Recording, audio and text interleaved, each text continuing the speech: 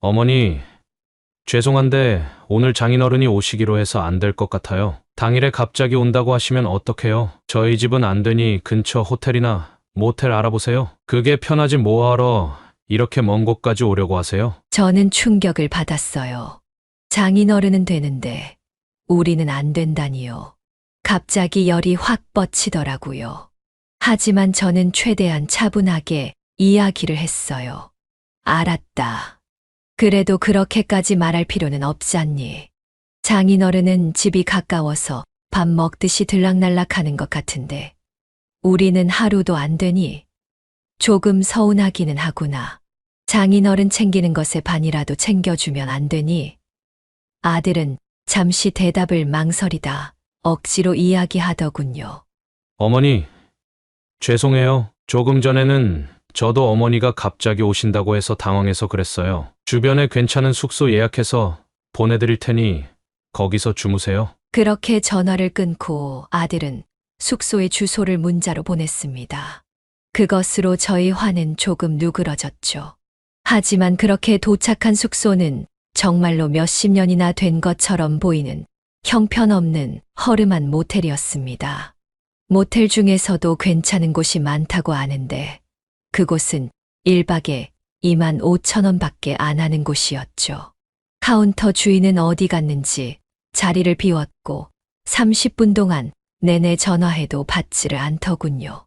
시간이 지나 졸린 표정으로 나타난 모텔 직원은 정말 귀찮은 태도로 저희를 대했습니다.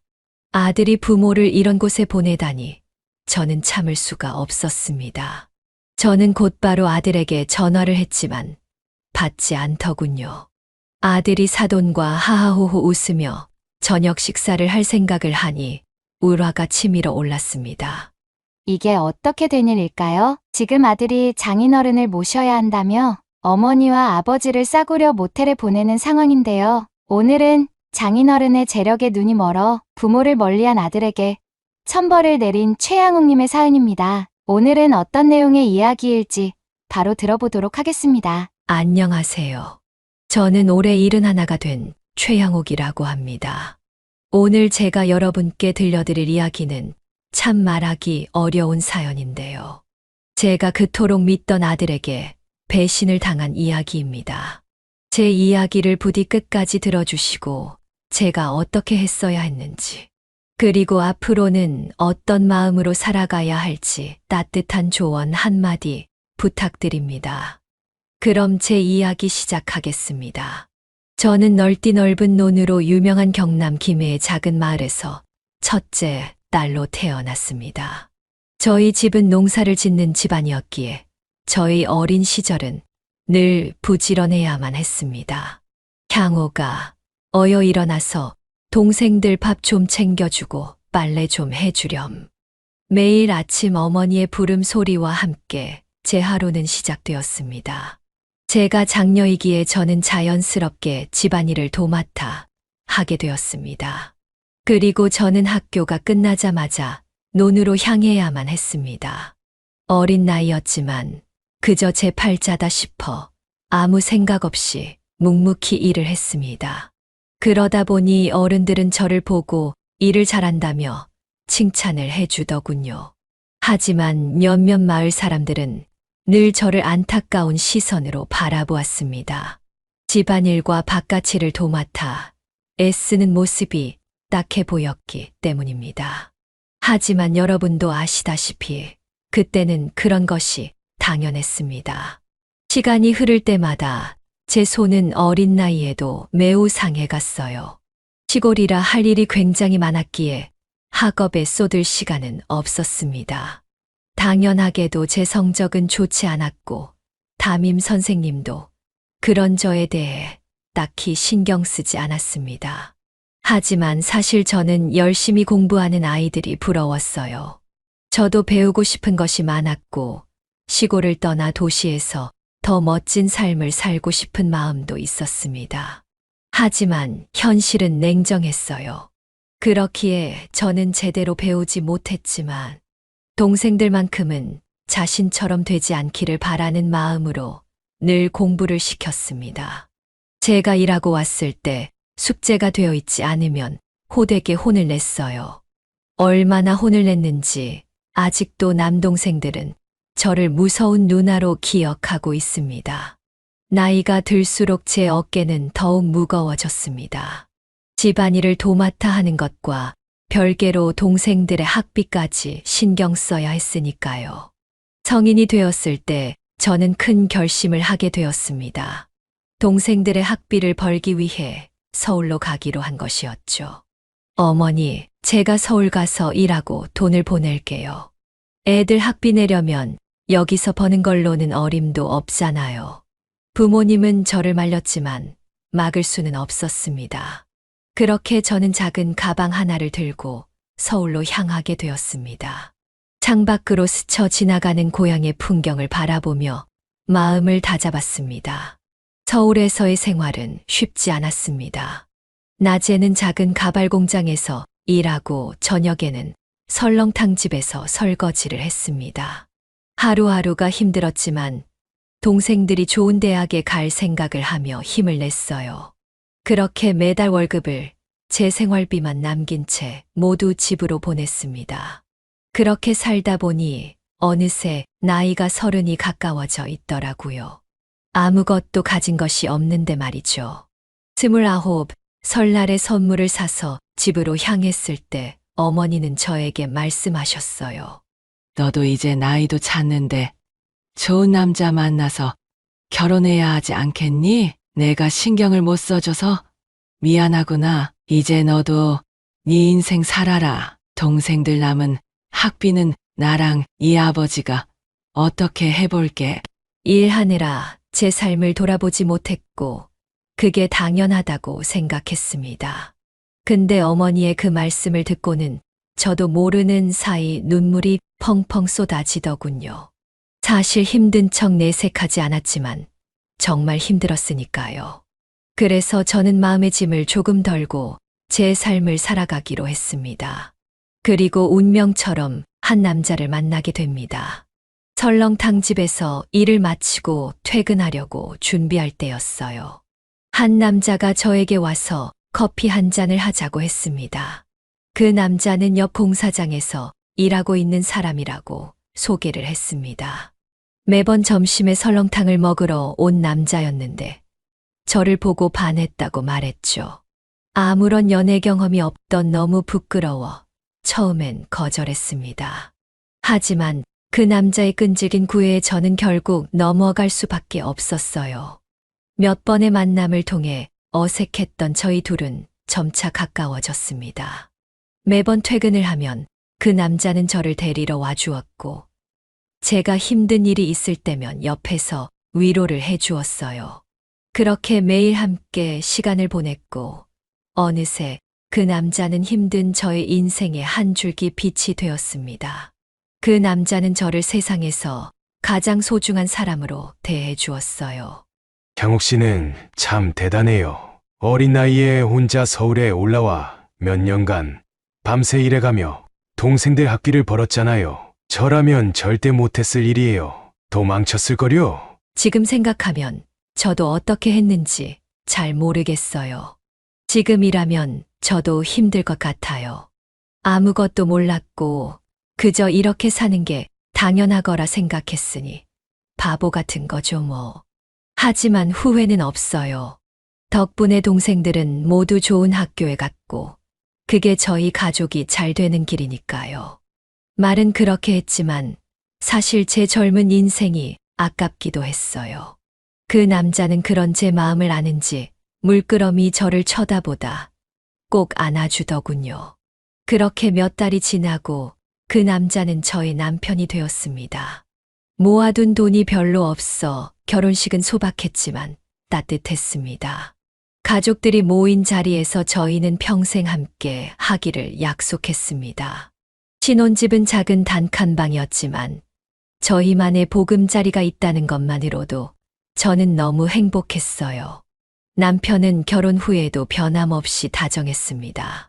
퇴근 후에는 제 어깨와 종아리를 주물러 주었고 당시 남자들과 다르게 집안일도 함께 해주었어요. 여보, 너무 무리하지 마. 돈보다는 건강이야 알지. 저는 당신 없으면 어떻게 살았을까요? 그래도 열심히 산 보람이 있네요. 서울에 올라오지 않았으면 당신 못 만났을 거 아니에요. 저 말이에요. 당신 닮은 아이를 가지고 싶어요. 딱 한 명만 낳아서 정말 부족함 없이 잘 키우고 싶어요. 남편은 깜짝 놀라는 표정을 짓더군요. 저는 제가 장녀였기에 많은 형제에 대한 부담이 있었습니다. 유복한 가정도 아니었으니까요. 그래서 제 자식에겐 그런 부담감을 겪게 하기 싫었어요. 그래서 딱 한 명만 낳아온 정성을 다해 키우기로 남편과 이야기했습니다. 남편은 저희 뜻을 존중해 주었어요. 그렇게 저희는 비록 넉넉지 않은 살림이었지만 서로를 아끼고 존중하며 살았습니다.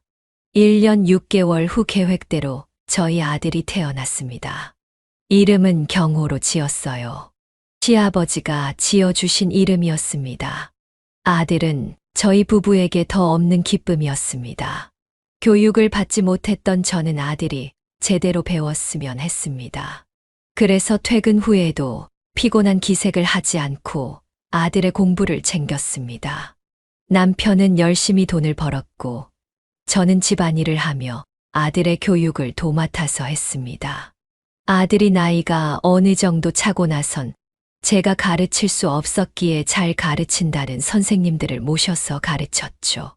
남편은 더 많은 돈을 벌기 위해 대한민국 방방곡곡을 돌아다니며 공사를 했습니다. 일이 바빠질수록 집에 없는 날이 잦아졌지만 저는 한 번도 불평불만하지 않았습니다. 남편이 어떤 마음으로 일을 하고 있는지 알고 있기 때문이었어요. 그렇게 남편과 저는 돈을 열심히 모아 제가 일하던 설렁탕집을 인수했습니다. 설렁탕집 사장님도 자식이 없었고 나이가 들어 물려줄 사람이 없었는데 그 자리에 저희가 들어간 것이었죠. 그동안의 신뢰가 있었기에 가능한 일이었습니다. 그렇게 저와 남편은 얼떨결에 설렁탕집 사장이 되었습니다. 워낙 유명한 집이었기에 저희의 사정은 점점 더 나아졌고 아들을 위해 더 많은 지원을 해줄 수 있게 되었습니다. 그래서인지 아들은 중학교, 고등학교에서 상위권을 유지했습니다. 저희 남편과 저는 교육과 마찬가지로 아들이 옳은 사람이 될 수 있도록 인성교육에도 힘을 쏟았습니다. 경호야, 항상 남을 배려해야 한다. 힘들더라도 너보다 더 힘든 사람이 있다는 걸 언제나 생각해야 해. 경호는 저희의 바램대로 더욱 열심히 공부했습니다. 늦은 밤까지 책상에 앉아 있는 아들을 위해 저와 남편은 정말 열심히 일했습니다. 그렇게 시간이 흘러 가족 모두의 소원을 하늘이 들어주셨는지 저희 아들은 서울의 명문대학교에 합격하게 되었습니다. 어머니, 아버지, 저 합격했어요. 합격이라고? 우리 아들 정말 자랑스럽구나. 합격 소식을 들은 날 저와 남편은 서로 껴안고 눈물을 흘렸습니다. 아들은 저희 부부의 가장 큰 자랑이 되었고, 그제서야 힘들었던 제 삶이 조금이나마 보답받는 듯 했습니다. 아들은 대학도 성실하게 다녔고, 군대도 무사히 잘 다녀왔습니다. 졸업 이후엔 유명한 은행에 취업하여 금융인이 되었습니다. 첫 월급을 받은 날, 아들은 저와 남편의 선물을 사 들고 왔습니다.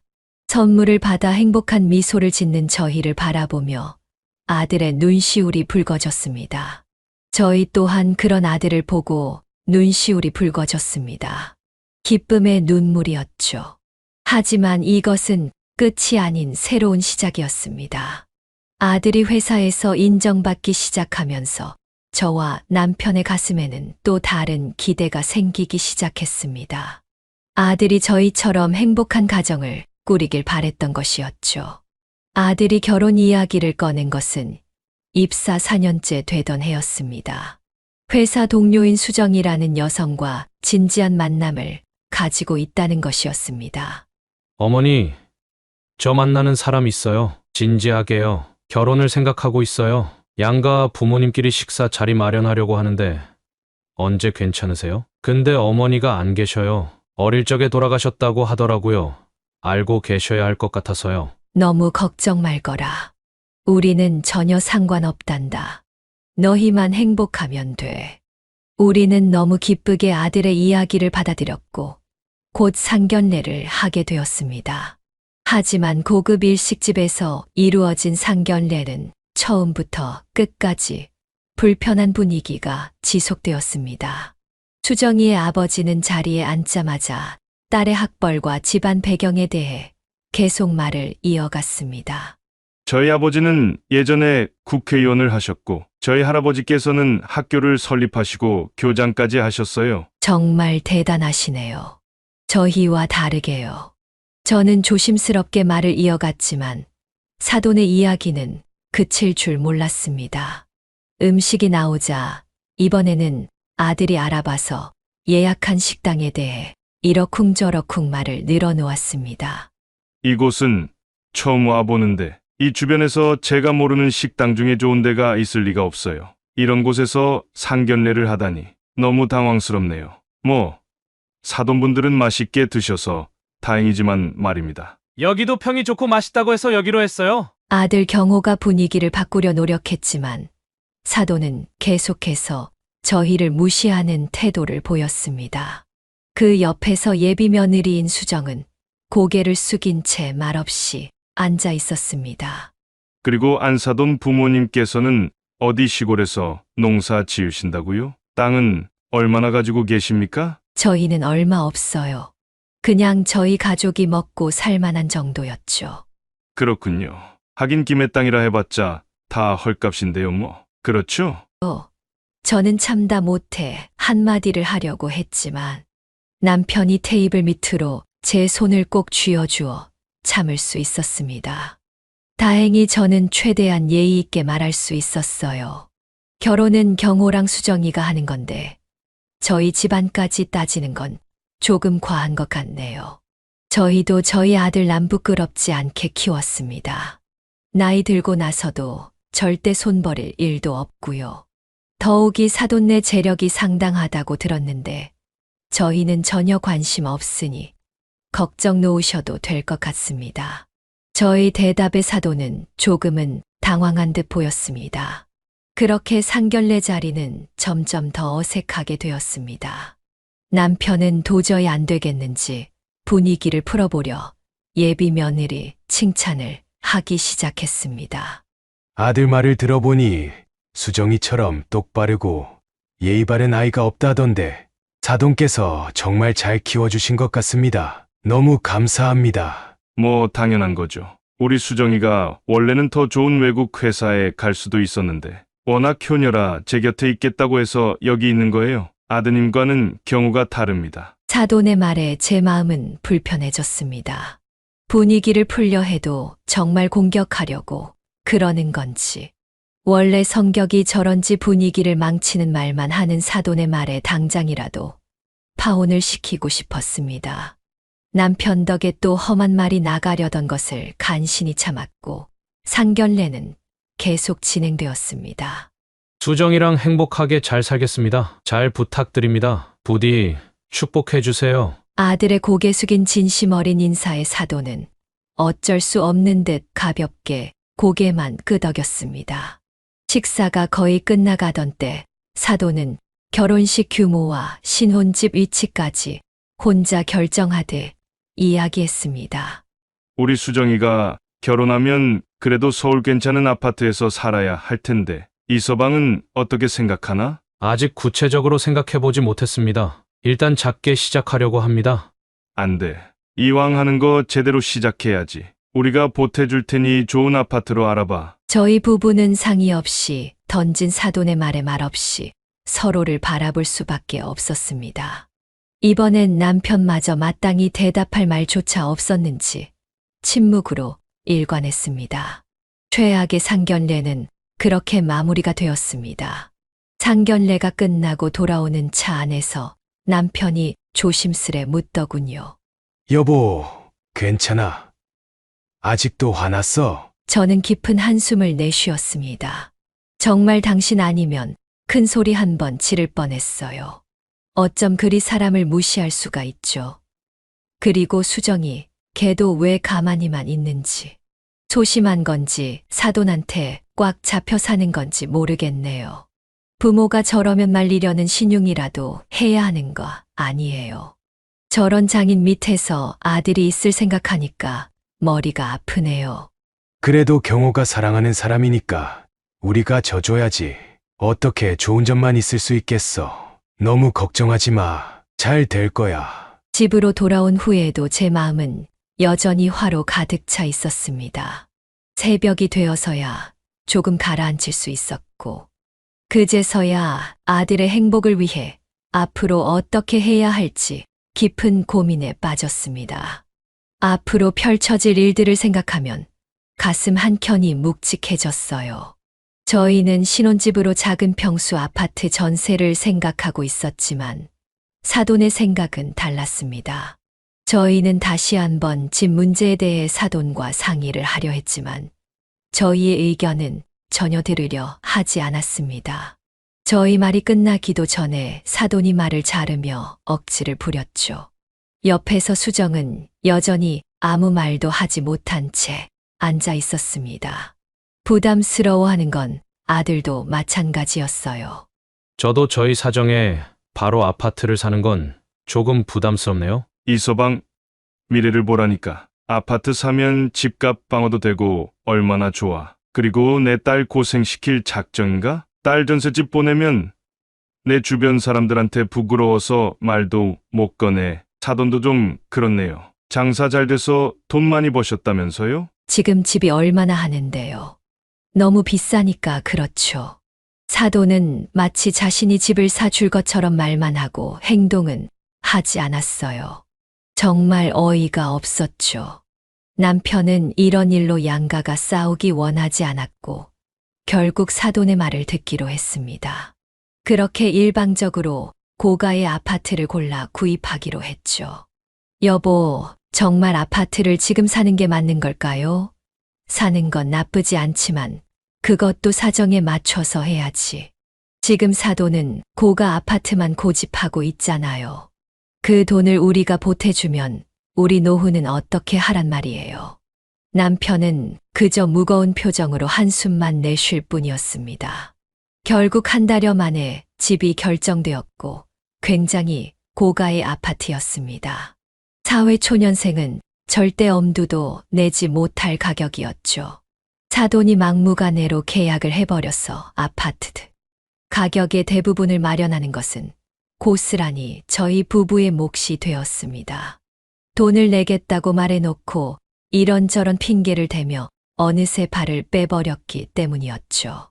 어머니, 아버지, 이번만 좀 부탁드려요. 계약금은 제가 냈으니 잔금만 어떻게든 잘 해주세요. 지금 장인어른이 저희를 시험하는 것 같아요. 저희도 지면 안 되죠. 이번만 어떻게든 잘 넘기면 될 거예요. 저는 당장이라도 결혼을 취소하고 싶었지만 당사자인 아들은 사돈에게 쩔쩔매며 원하는 건 모두 해주려고 애쓰고 있었습니다.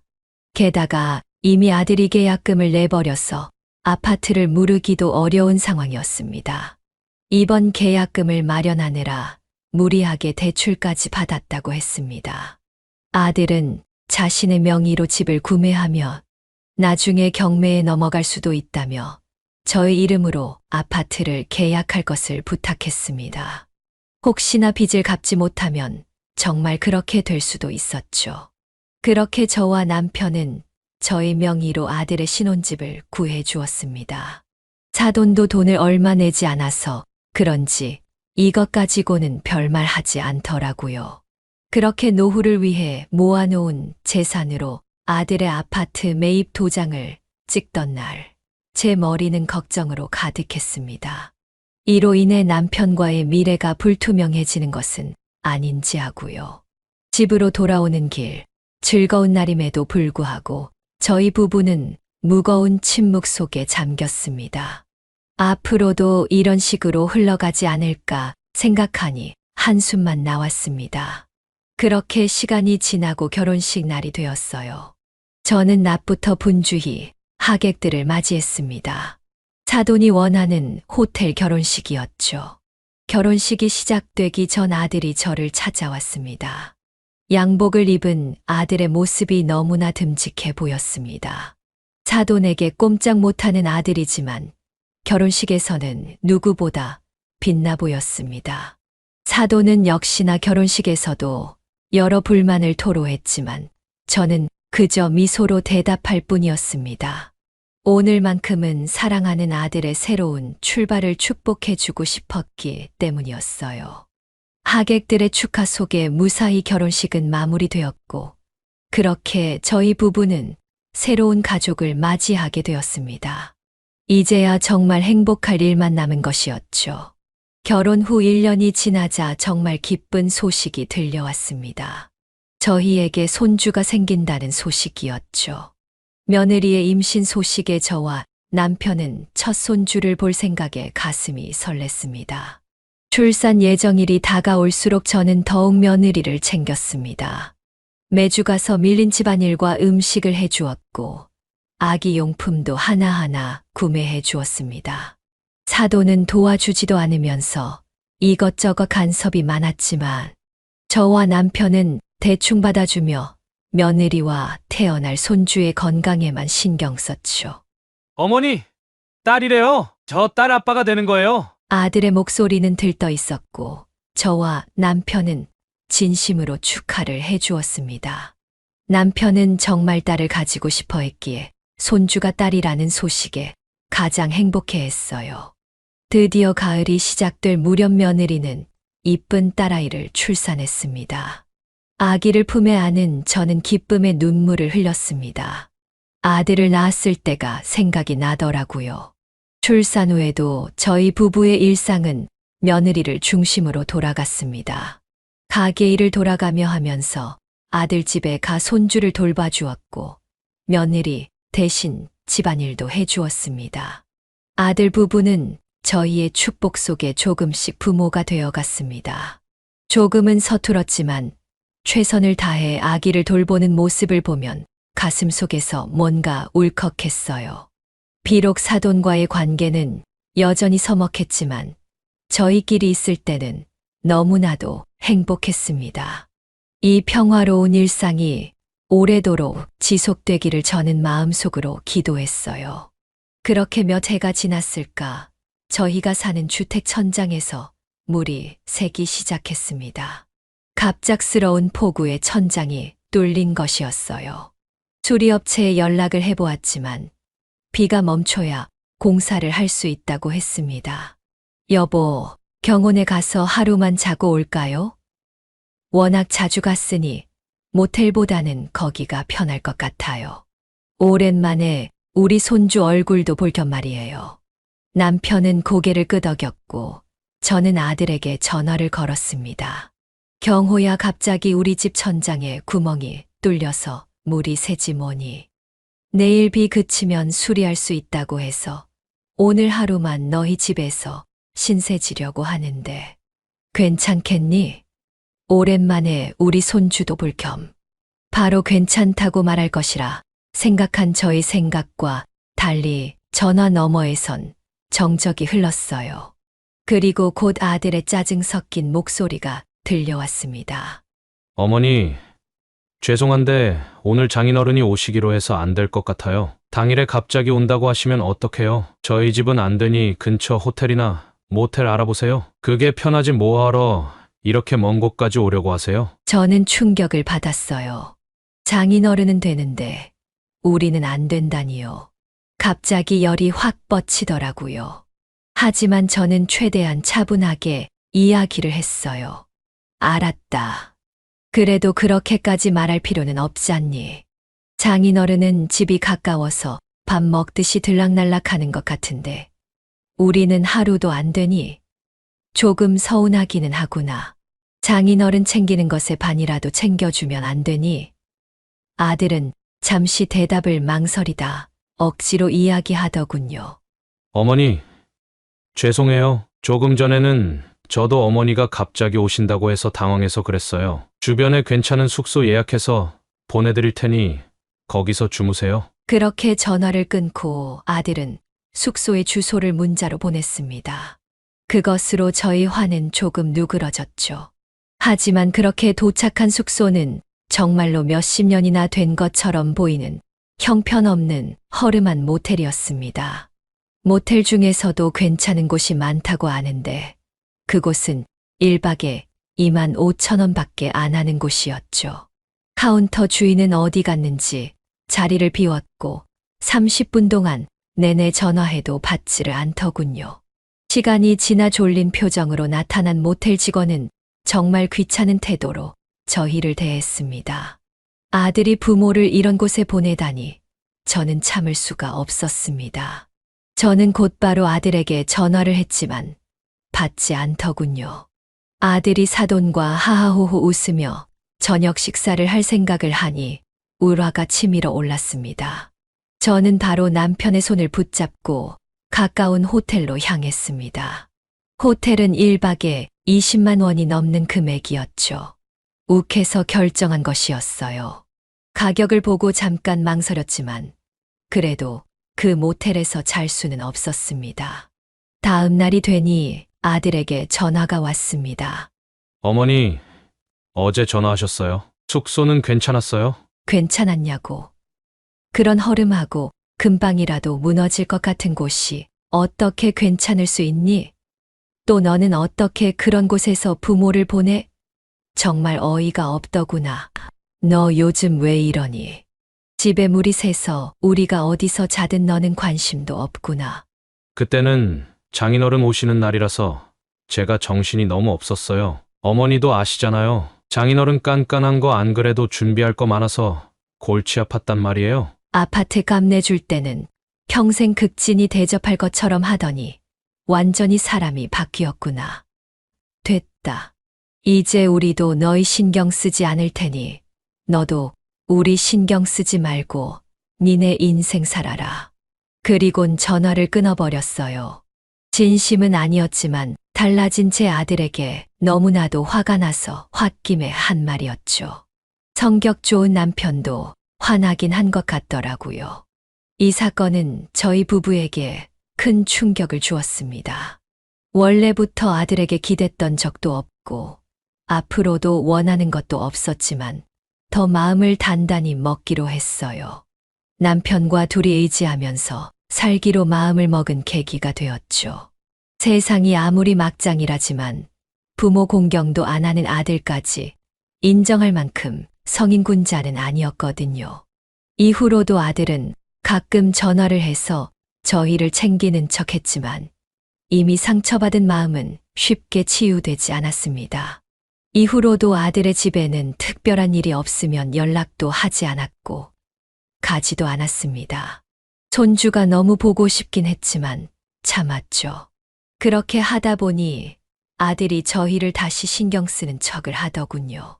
하지만 저희는 오히려 차갑게 대했어요. 그러던 어느 날이었어요. 저와 남편의 결혼 기념일이었죠. 역시나 그날도 아들에게선 아무런 연락도 오지 않았어요. 저희는 당연하다는 듯이 넘기고 자주 가던 킹크랩 집으로 향했습니다. 아들과도 자주 갔던 곳이었죠. 그렇게 식사를 하려고 자리에 앉았는데 두 테이블 뒤에서 정말 낯이 익은 목소리가 들려오기 시작했습니다. 장인어른 여기 괜찮으시죠? 나쁘지 않구만. 맛있게 드세요. 아참, 다음 주말에 여행 가실 수 있으시죠? 그럼 가서 골프도 치고 맛있는 것도 먹고 우리 손주랑 놀기도 해야지. 그 목소리는 바로 사돈과 제 아들이었어요. 저는 슬쩍 뒤를 돌아 그쪽을 보았습니다. 아들네 부부와 손주 그리고 사돈이 앉아서 킹크랩을 먹고 있었어요. 저와 남편은 놀라 서로를 뚫어지게 쳐다보았고 이내 무슨 말을 하는지 집중해서 듣기 시작했습니다. 숙소 예약은 다 했나? 네, VIP룸으로 예약했습니다. 잘했어. 거기가 그나마 나쁘지 않아. 서비스도 좋고 못 사는 사람들도 없고.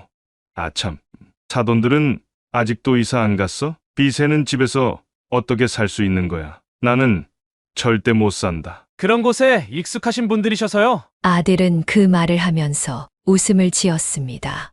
저는 너무 화가 나서 숟가락을 내려놓았습니다. 여보, 저게 무슨 소리예요? 남편은 저에게 손가락으로 조용히 하라는 사인을 보냈어요. 더 들어보자는 이야기였죠. 아들은 계속해서 저희 이야기를 이어갔어요. 그때도 저희 집에 온다고 하길래 그냥 못 오게 했어요. 사실 계속 집에 찾아오시는 게 부담스럽고 싫었거든요. 워낙 극성이셔서 싼 모텔 잡아드렸는데 그게 서운하셨나 본지 요즘엔 연락도 잘 안 해요. 근데 뭐 오히려 편하고 좋더라고요. 그래, 잘했어. 사돈네는 비싼데 예약해도 잘 모를 거야. 그리고 부모랑은 조금 거리가 있어야 하고. 근데 잠깐, 나도 그렇게 생각하는 거 아니지? 무슨 말씀을요? 장인어른은 정말 너무 편하고 좋죠. 괜찮으시다면 모시고 살고 싶다니까요. 이서방 예전엔 몰랐는데 말을 참 이쁘게 잘해. 고맙습니다, 장인어른. 근데 거기 VIP룸은 얼마나 하나? 1박에 60만 원 정도 하더라고요. 많이 내려갔네. 비수기라 그런가 봐요. 정말 온몸이 떨리더군요. 당장이라도 가서 테이블을 엎고 싶었죠. 자리에서 일어서자 남편은 저를 급하게 말렸어요. 여보, 잠깐만 내 말 좀 들어봐. 뭘 들어요, 듣긴. 당장 가서 한마디라도 해야지. 우린 저 사람들과 다르잖아. 무시해. 엮이면 같은 사람 취급당하는 거야. 저들은 그렇게 살라고 해. 저는 저 사돈보다 아들한테 서운해요. 어떻게 저렇게 말할 수 있죠? 우리가 어떻게 키웠는데. 내가 알던 아들이 아닌 것 같아요. 사정이 있겠지. 일단 진정하고 자리에 좀 앉아봐. 어떻게 진정을 해요? 저는 두 손으로 얼굴을 감싸고 울기 시작했습니다. 사람들이 이상하게 쳐다볼까 남편은 그런 저를 데리고 급히 밖으로 나갔죠. 집에 도착해 저와 남편은 생각에 잠겼습니다. 아들이 저희에게 점점 차갑게 대한 이유가 뭔지 알게 되었습니다. 아들이 말한 것 그대로였죠. 아들은 사돈의 재력에 눈이 돌아간 것처럼 보였어요. 그래도 어떻게 사돈에게는 60만 원짜리 방을 예약해주고 저희한테는 2만 5천 원짜리 싸구려 방을 예약해줄 수 있을까요? 그 이후 저희는 아들과 완전히 연락을 끊었습니다. 아들 또한 저희에게 연락하지 않았죠.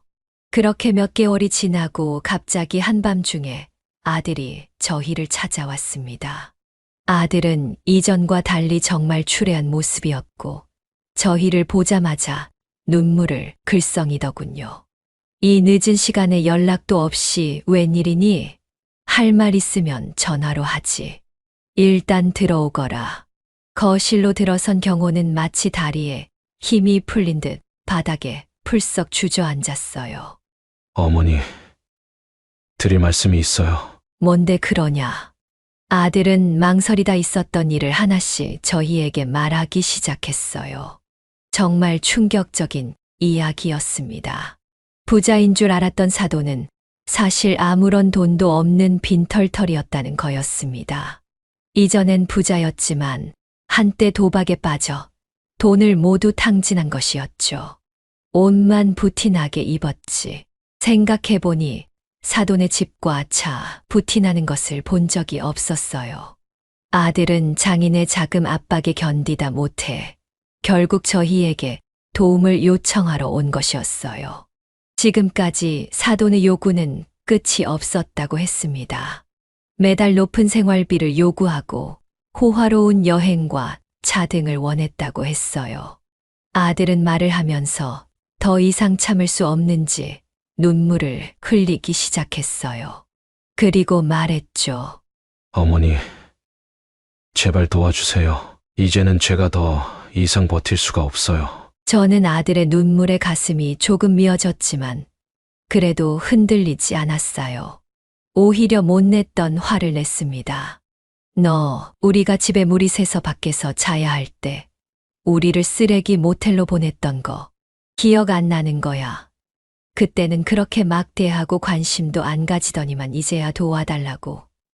그니까 왜 사돈한테 그렇게 꼼짝 못하고 바보같이 군 거야? 아들은 아무 말 없이 무릎을 꿇었습니다. 하지만 제 마음은 이미 차가워진 뒤였어요. 우린 못 도와준다. 당장 가서 사돈한테 이제 지원 못 해준다고 네 입으로 말해. 우리한테 말하는 것처럼 좀 제대로 살거라. 미련하게 살지 말고. 다정한 남편도 더는 아들을 위한 말을 하지 않았습니다. 그렇게 저희는 아들을 돌려보내게 되었습니다. 그런데 며칠 뒤 예상치 못한 일이 일어났어요. 사돈이 저희 집에 찾아온 것이었습니다. 이전과 다르게 굉장히 수수한 옷차림으로 왔습니다. 이전에는 어디서 구했는지 비싼 티 나는 옷을 걸쳐 입고 왔거든요. 무슨 일이세요? 사돈, 이렇게 찾아와서 죄송합니다만 염치불구하고 부탁을 드리려고요. 무슨 부탁이요? 혹시 돈 좀 빌려주실 수 있으실까요? 무슨 돈이요? 이미 우리 아들한테 많이 받아가신 거 아니에요. 그리고 돈이 왜 필요하시죠? 돈 넘치도록 있으신 거 아니었어요? 60만 원짜리 방도 예약하시는 분인데. 아, 저희 아들 돈으로 하신 거죠. 사돈의 표정은 돌처럼 굳기 시작했습니다. 저는 계속해서 말을 이었습니다. 그날 식당에서 우연히 다 들었습니다. 그때 사돈하고 우리 아들이 한 대화요. 무슨 말 했는지 기억도 안 나시죠? 매일 그렇게 우리를 흉봤을 테니까요.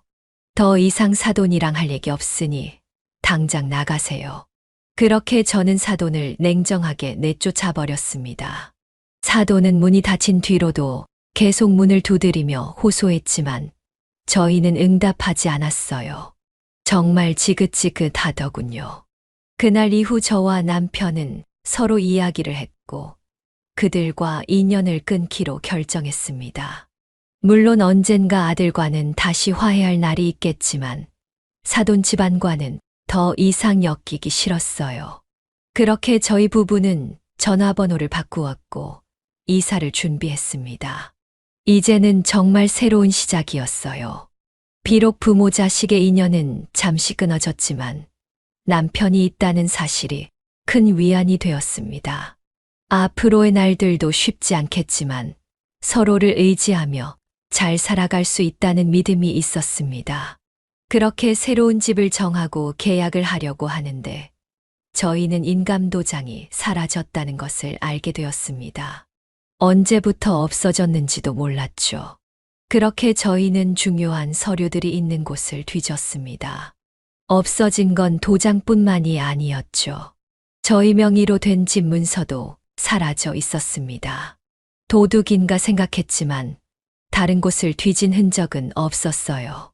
정확히 이곳에 문서와 인감도장이 있다는 걸 아는 사람의 소행이었죠. 저희는 그 순간 한 사람을 생각해냈어요. 우리 집에 자유롭게 드나들 수 있으면서 집을 잘 아는 사람 말이에요. 경찰에 신고를 해야 하나 고민하고 있던 찰나 남편의 번호로 문자가 하나 왔습니다. 바로 대출건이었어요. 그것도 한 곳이 아닌 여러 군데에서요. 저희는 참지 못하고 곧바로 경찰에 아들을 신고했습니다. 그렇게 아들은 대출을 받은 바로 그날 잡혀버리고 말았어요. 경찰서에서 만난 아들은 저희를 쳐다보지 못하고 울기만 했습니다. 남편은 저를 붙잡고 한참을 울었습니다. 남편이 우는 모습은 정말 오랜만이었어요. 저 또한 자식을 잘못 키웠다는 자책감과 믿었던 아들의 배신감이 뒤섞여 가슴이 아려왔습니다. 아직 경찰청까지 접수가 들어가지 않았고 곧바로 저희는 대출을 취소하고 인감과 여러 서류들을 돌려받은 뒤 집으로 돌아왔습니다. 경찰은 고소를 할 수 있다고 저희에게 말해주었지만 당장 그날 할 수 있는 용기는 없었어요. 아무리 그래도 저희 아들이니깐요. 그래서 더 고민해보기로 했죠. 며칠 뒤 아들이 찾아와 현관 앞에서 무릎을 꿇었지만 저희는 아무런 반응을 보이지 않았습니다. 아들은 한참을 집 앞에 있다가 다시 돌아갔죠. 저희는 변명조차 듣기 싫었습니다. 아들은 이제 더 이상 저희가 알던 그 아들이 아니었어요. 부모의 재산을 훔치려고 한 범죄자일 뿐이었죠. 저희는 이사를 서둘렀어요.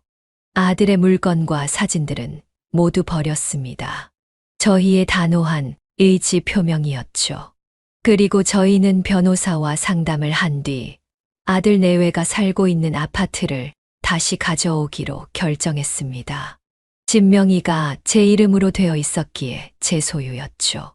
가슴 한쪽 편이 와르르 무너져 내리는 듯 했지만 제 아들에게 죄를 지었으면 벌을 받아야 한다는 걸 알려줘야만 했습니다. 그게 부모의 도리였죠. 그 이후 사돈의 형편도 급격히 악화되고 있다는 소식을 들었습니다. 워낙 사치를 많이 부렸던 사람이기에 아들 월급으로는 택도 없었던 거죠. 사돈은 결국 하나 남은 집까지 처분해야 했고 아들과 며느리 또한 집을 나가야만 했습니다. 저희에게 찾아오고 전화를 하고 싶어도 주소와 번호를 모르니 연락이 오지는 않았습니다. 그렇게 몇 달 뒤 아들과 며느리가 작은 월세방에서 살고 있다는 소식을 들었습니다. 아들의 그런 상황에 마음이 약해지긴 했지만 이미 돌이킬 수 없는 일이었습니다. 더 이상 자식이라는 이름에 틈을 주지 않았고 약해지지도 않았습니다. 시간이 지나고 어느 날 저희 부부의 가게에 아들이 나타났습니다. 가게를 사정상 쉬고 있었다가 열었는데 아들이 이곳으로 찾아온 것이었죠. 한때 누구보다 멋있고 당당하던 아들의 모습은 전혀 없었습니다. 추레한 옷차림에 며칠째 머리도 안 감은 듯 했습니다. 어머니, 아버지 죄송해요. 이제야 제가 얼마나 잘못했는지 알았어요. 가게 문 앞에서 무릎을 꿇은 아들의 목소리가 떨렸습니다. 아들은 자신이 얼마나 멍청했는지 깨달았다며 긴 고백을 시작했습니다. 사돈의 끝없는 욕심이 결국 모든 것을 망쳤다는 것이었습니다. 상황은 생각보다 심각했어요. 빚쟁이들이 매일 와서 압박을 하고 아내와 사돈은 똑바로 살 생각은 안 하고 돈을 빌리고만 다닌다고 했습니다. 그 집안 때문에 제 인생이 완전히 부서졌어요. 아들은 매일 그들과 싸우고 있다고 말했어요. 그러다 결국 이혼을 준비하고 있다고 했습니다. 저는 아들의 모습이 참으로 낯설었어요. 아들은 아직 정신 차리지 못한 듯 했습니다. 자신의 잘못은 아무것도 없다는 투로 말했어요. 저는 무릎 꿇은 채 열변을 토하고 있는 아들을 묵묵히 바라보았습니다. 그리고 아무 말 없이 가게 문을 닫고 아들을 둔 채 집으로 향했습니다. 아들은 절박한 지 며칠 내내 저희 가게 앞에서 잠을 청하며 저희에게 용서를 빌었습니다. 손님들이 있든 없든 마찬가지였어요. 저희는 아들 때문에 장사도 제대로 하지 못했습니다. 도저히 참을 수가 없었어요. 마침내 저는 아들에게 다가가 차갑게 말을 했습니다. 너무 늦었다. 더 이상 너와 우리는 가족이 아니야. 아무런 관계도 아니란 거지. 어머니, 제발 한 번만 용서해 주세요. 뭐, 넌 그 말밖에 못하니? 이미 너가 우리 재산을 몽땅 가져가려고 했을 때 다 끝난 거였어. 너는 넘지 말아야 할 선을 넘은 거야. 실수라고 하지 마. 모두 의도된 것인 거 다 알아. 그런데도 넌 아직도 그 사람들 핑계만 대면서 너는 잘못이 없다고 말하는 것 같구나. 우리 마음은 절대로 바뀌지 않아. 경찰에 다시 신고하기 전에 얼른 돌아가거라. 다신 찾아오지 말고. 아들은 제 차가운 말에 놀랐는지 제 바지가랑이를 붙잡고 엉엉 울기 시작했어요. 이제 불쌍하지도 않더군요. 저는 그래서 더 차갑게 이야기를 했습니다. 이혼을 하건 뭘 하건 네 맘대로 하거라. 우리는 이제 새로운 삶을 살 거야. 이제 가게도 정리할 거다. 그리고 아무에게도 우리가 있는 곳과 번호는 절대 알려주지 않을 거야. 우리가 보는 날은 이게 마지막이다. 저희가 용서하지 않을 거라는 걸 알았는지 아들의 볼에는 눈물이 마구 흘렀습니다. 저는 마지막 한마디를 한 채 가게 문을 닫고 집으로 돌아갔어요. 마지막 남은 정으로 한마디 하마. 벌 제대로 받고 앞으로 올바르게 살 거라. 저희는 서글피 우는 아들을 돌아보지 않고 앞으로 걸어갔습니다. 그날 집에 와서 저는 참았던 눈물을 모두 쏟아냈습니다. 남편은 저를 꼭 안아주었어요. 그날 이후 저와 남편은 새로운 인생을 살게 되었습니다. 가게도 정리했고 노후를 즐기기로 했습니다. 가게와 아파트를 판 금액이 넉넉히 있었기 때문에 안심이었죠. 저희는 여러 취미 활동도 하며 세계 여기저기로 여행을 다녔습니다. 얼마나 즐거웠던지 시간이 정말 빠르게 가더군요. 어느 날 동남아 여행에서 돌아오고 나서 동네 주민을 만나 아들의 소식을 듣게 되었습니다. 결국 이혼하고 다들 따로 찢어져서 살고 있다고요. 하지만 저와 남편은 더 이상 아들에게 어떠한 관심을 두지 않았습니다. 우리의 삶에는 이제 우리밖에 없었거든요. 여보, 우리 잘한 거 맞겠죠?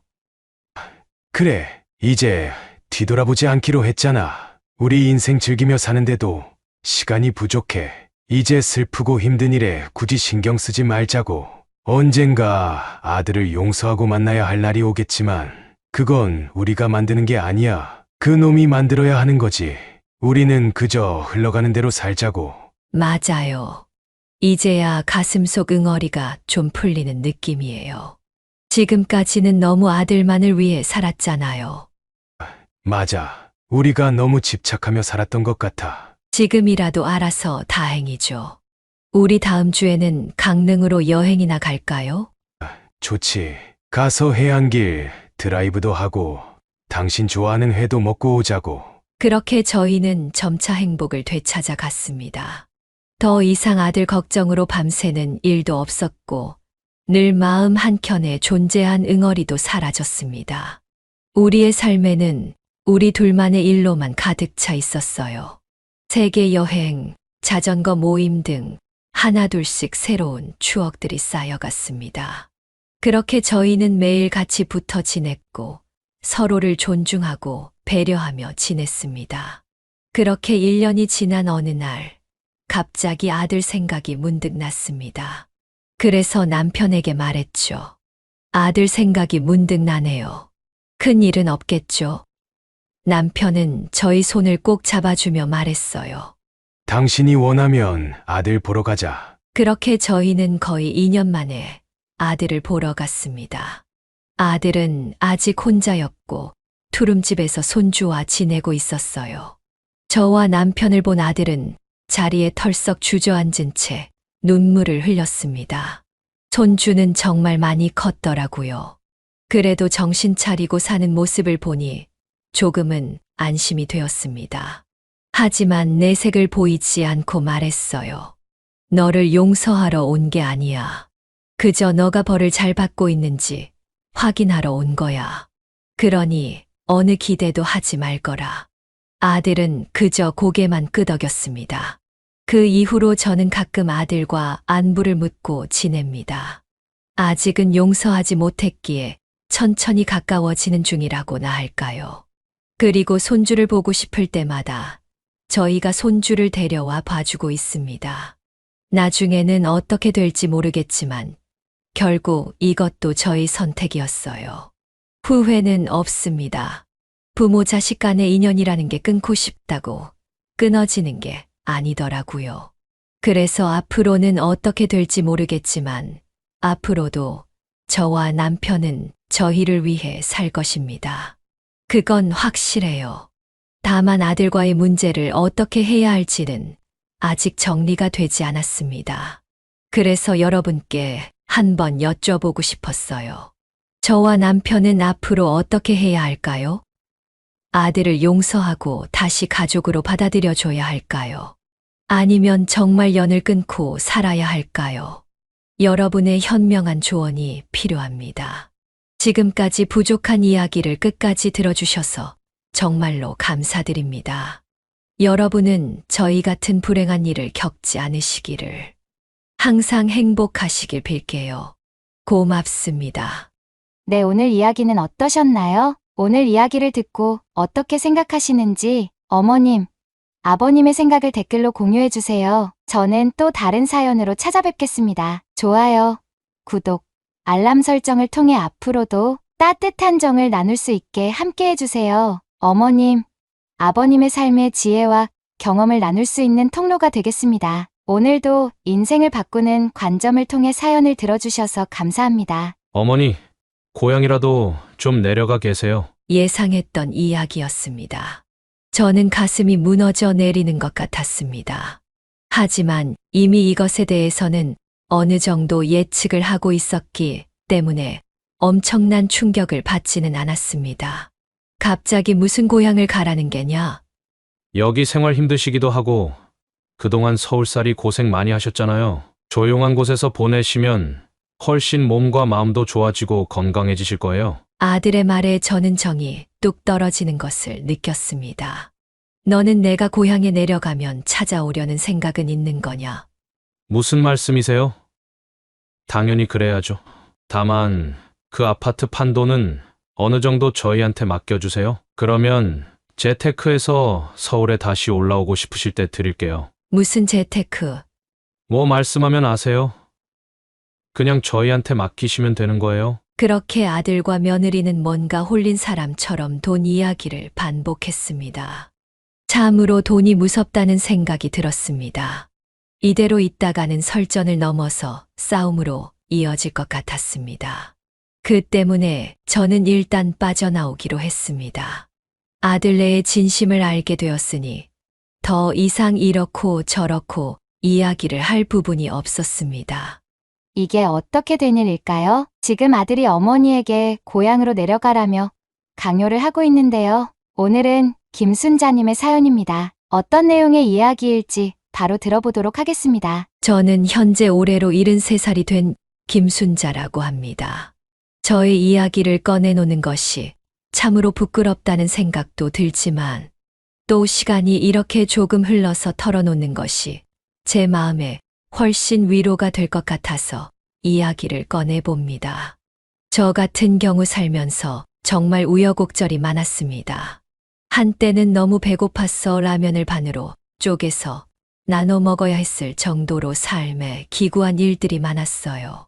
하지만 그런 힘든 시절을 극복하면서 정말 눈물을 흘리는 기쁜 순간도 있었는데요. 하지만 그런 다양한 일들을 경험하면서 가까운 곳에 악마를 가장한 사람이 있을 것이라고는 정말 믿을 수가 없었습니다. 지금부터 제가 정말 제 인생이 어떻게 끝날 뻔했는지 정말 지금도 생각하면 소름 돋는 이야기를 전해드리려고 합니다. 저는 20대 시절 정말 가난했습니다. 그 시절에는 다들 그랬다고 이야기를 하시고는 하지만 그 중에서도 저는 참으로 가난했습니다. 어머니, 쌀 며칠치나 남았어요? 얘야, 걱정 마라. 너는 서울에서 좀 어떠니? 저야 정말 잘 지내고 있어요. 끼니 굶는 일도 없고요.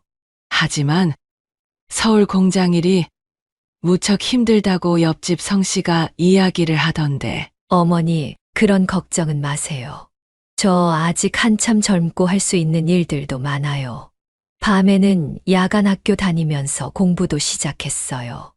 우리 딸 너무나도 장하다. 이것이 가난했던 시절 어머니와 주로 통화하던 내용이었습니다.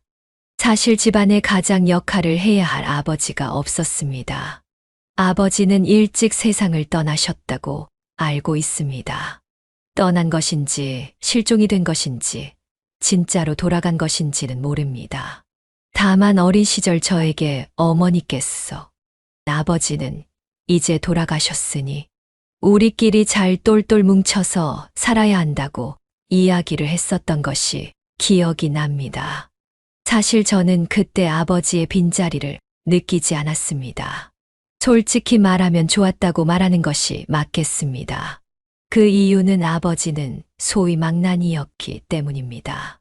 아버지는 술과 노름을 좋아했습니다. 어릴 적 우리들 앞에서 어머니에게 폭행을 행사했던 기억이 선합니다. 그 기억은 지금도 너무나도 충격적이고 아픈 기억입니다.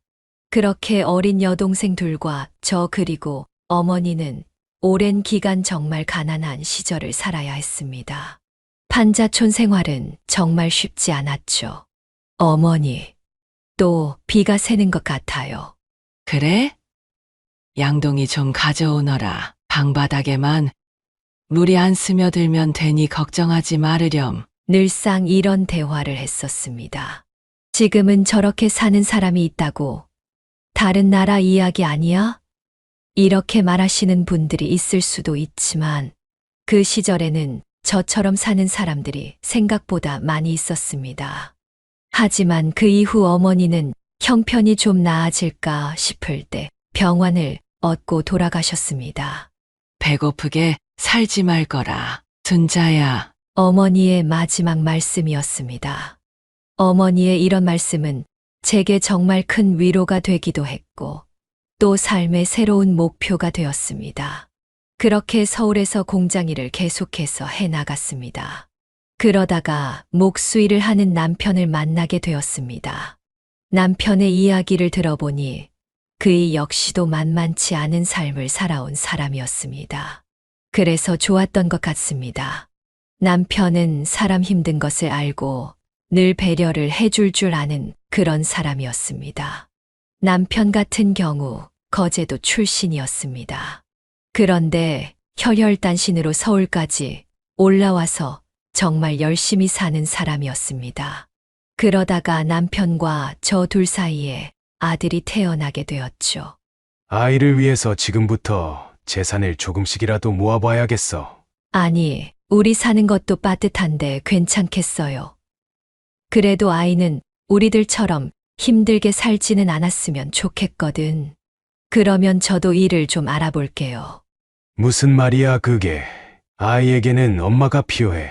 내가 주말에 좀 더 일을 하고 또 야간에 할 수 있는 일들도 알아볼게. 이처럼 남편은 대단히 큰 책임감으로 우리 가족을 보살폈습니다. 저도 그런 남편의 마음을 이어 아이를 정말 성심성의껏 돌보았습니다. 그렇게 피곤하게 집에 들어오면 남편은 힘들만도 했지만 아이에게도 정말 좋은 아버지였습니다. 항상 아이와 놀아주는 남편의 모습이 너무나도 고마웠습니다. 지치고 힘들 법도 한데 최선을 다해서 남편 역시도 아이를 위해서 노력을 했죠. 그렇게 10여 년의 세월이 지났습니다. 삶은 이제 정상적으로 자리를 잡고 좋은 방향으로 가는 듯 했습니다. 정말 우리 가족이 부단히 노력한 결과였습니다. 우리가 단칸방에서 이런 집을 얻을 수 있을 것이라고는 생각도 못했는데 그러게요. 세상이 정말 좋아진 것 같아요. 당신이 노력한 덕분이지. 그동안 애 키우랴 살림하랴 또 돈 아끼랴 얼마나 고생이 많았소. 고생은요. 당신도 하루하루 힘들고 다치면서까지 일을 계속했었잖아요. 이제 좀 쉬면서 하면 안 돼요? 무슨 소리야. 이제는 일을 안 하면 몸이 아파. 그리고 이제 시작이지. 집 있다고 다 끝나는 것은 아니니까. 우리는 서울 외곽 지역의 작은 집 하나를 얻을 수 있었습니다. 물론 당시에는 잘 사는 사람들보다는 그래도 저희처럼 어려운 사람들이 옹기종기 모여 살던 동네였습니다. 물론 지금은 엄청나게 발전한 곳이 되어서 화려한 곳이 되었지만 그때는 개발도 많이 되지 않은 동네였었죠. 그러다가 저에게 엄청난 시련이 찾아왔습니다. 네, 여보세요? 안녕하세요. 여기 서초구에 있는 병원입니다. 병원에서 무슨 일이시죠? 남편분께서 다치셔서 병원에 오셨는데 보호자님께 연락을 드려야 할 것 같아서요. 청천벽력과도 같은 소리였습니다. 저는 불이 나게 남편이 있는 병원으로 갔습니다. 남편은 인공호흡기를 달고 정신을 차리지 못하고 있었습니다. 건설 현장에서 뭐가 떨어졌는데 남편의 머리를 스치고 지나갔다는 것이었습니다. 그런데 처음에는 괜찮아 보이다가 이후 뇌출혈로 쓰러졌다는 이야기를 들었습니다. 남편은 어떻게 될까요? 일단 상황을 지켜봐야만 하겠습니다. 앞으로 일주일이 고비가 될 수 있습니다. 아니, 어떻게 이런 일이. 저는 눈물을 머금고 남편이 부디 깨어나길 빌었습니다. 하지만 남편은 그대로 식물인간이 되어 버렸습니다. 그리고 20여 일간 사투 끝에 세상을 떠나고 말았습니다. 그때 얼마나 울었는지 모르겠습니다.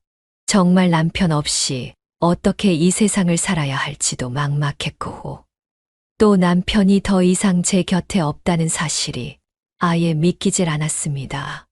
당시 제 아이가 10대 시절을 막 지나고 있을 때였기 때문에 그 당시 상황은 제가 굳이 이야기를 하지 않아도 너무나도 잘 아실 것이라 생각합니다.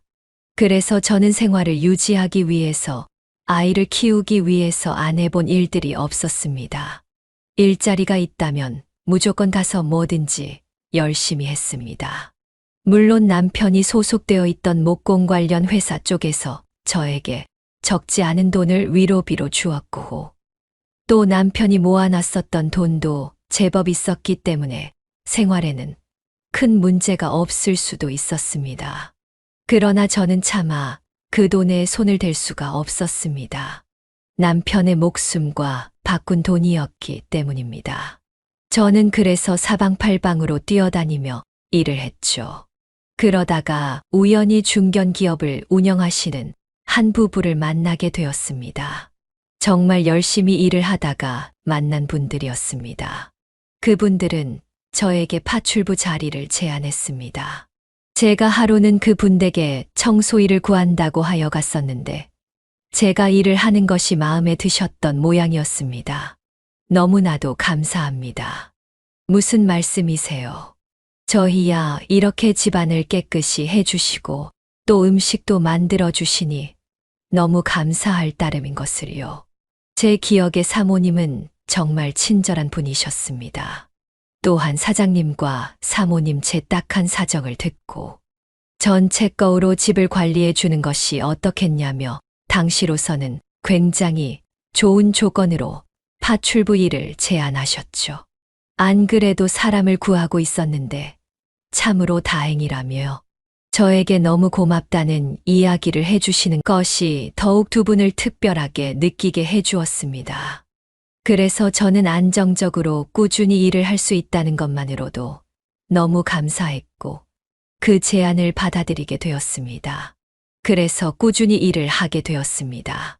그 덕분에 저는 안정적으로 일을 할 수 있게 되었고 우리 아이도 무럭무럭 잘 자랄 수 있게 되었습니다. 그러면서 사장님 댁의 모습에 저도 꿈을 꾸게 되었습니다. 언젠가는 이런 부자는 아니더라도 저도 착실하게 산다면 이런 모습 조금이라도 따라갈 수 있지 않을까, 그런 생각을 하게 되었습니다. 직접 사장님 댁에 가보니 엄청난 부자였습니다. 또한 제가 중학생 아들을 키우고 있기 때문에 정말 그 부분에 대해서 배려를 많이 받았습니다. 사모님께서는 음식도 종종 싸주시기도 했고 또 선물로 들어온 책이나 아이 공부에 도움이 될 만한 것들도 저한테 주시고는 했습니다. 물론 저희 아이가 남들에게 얻어오는 것을 그다지 좋아하는 것 같지는 않았습니다.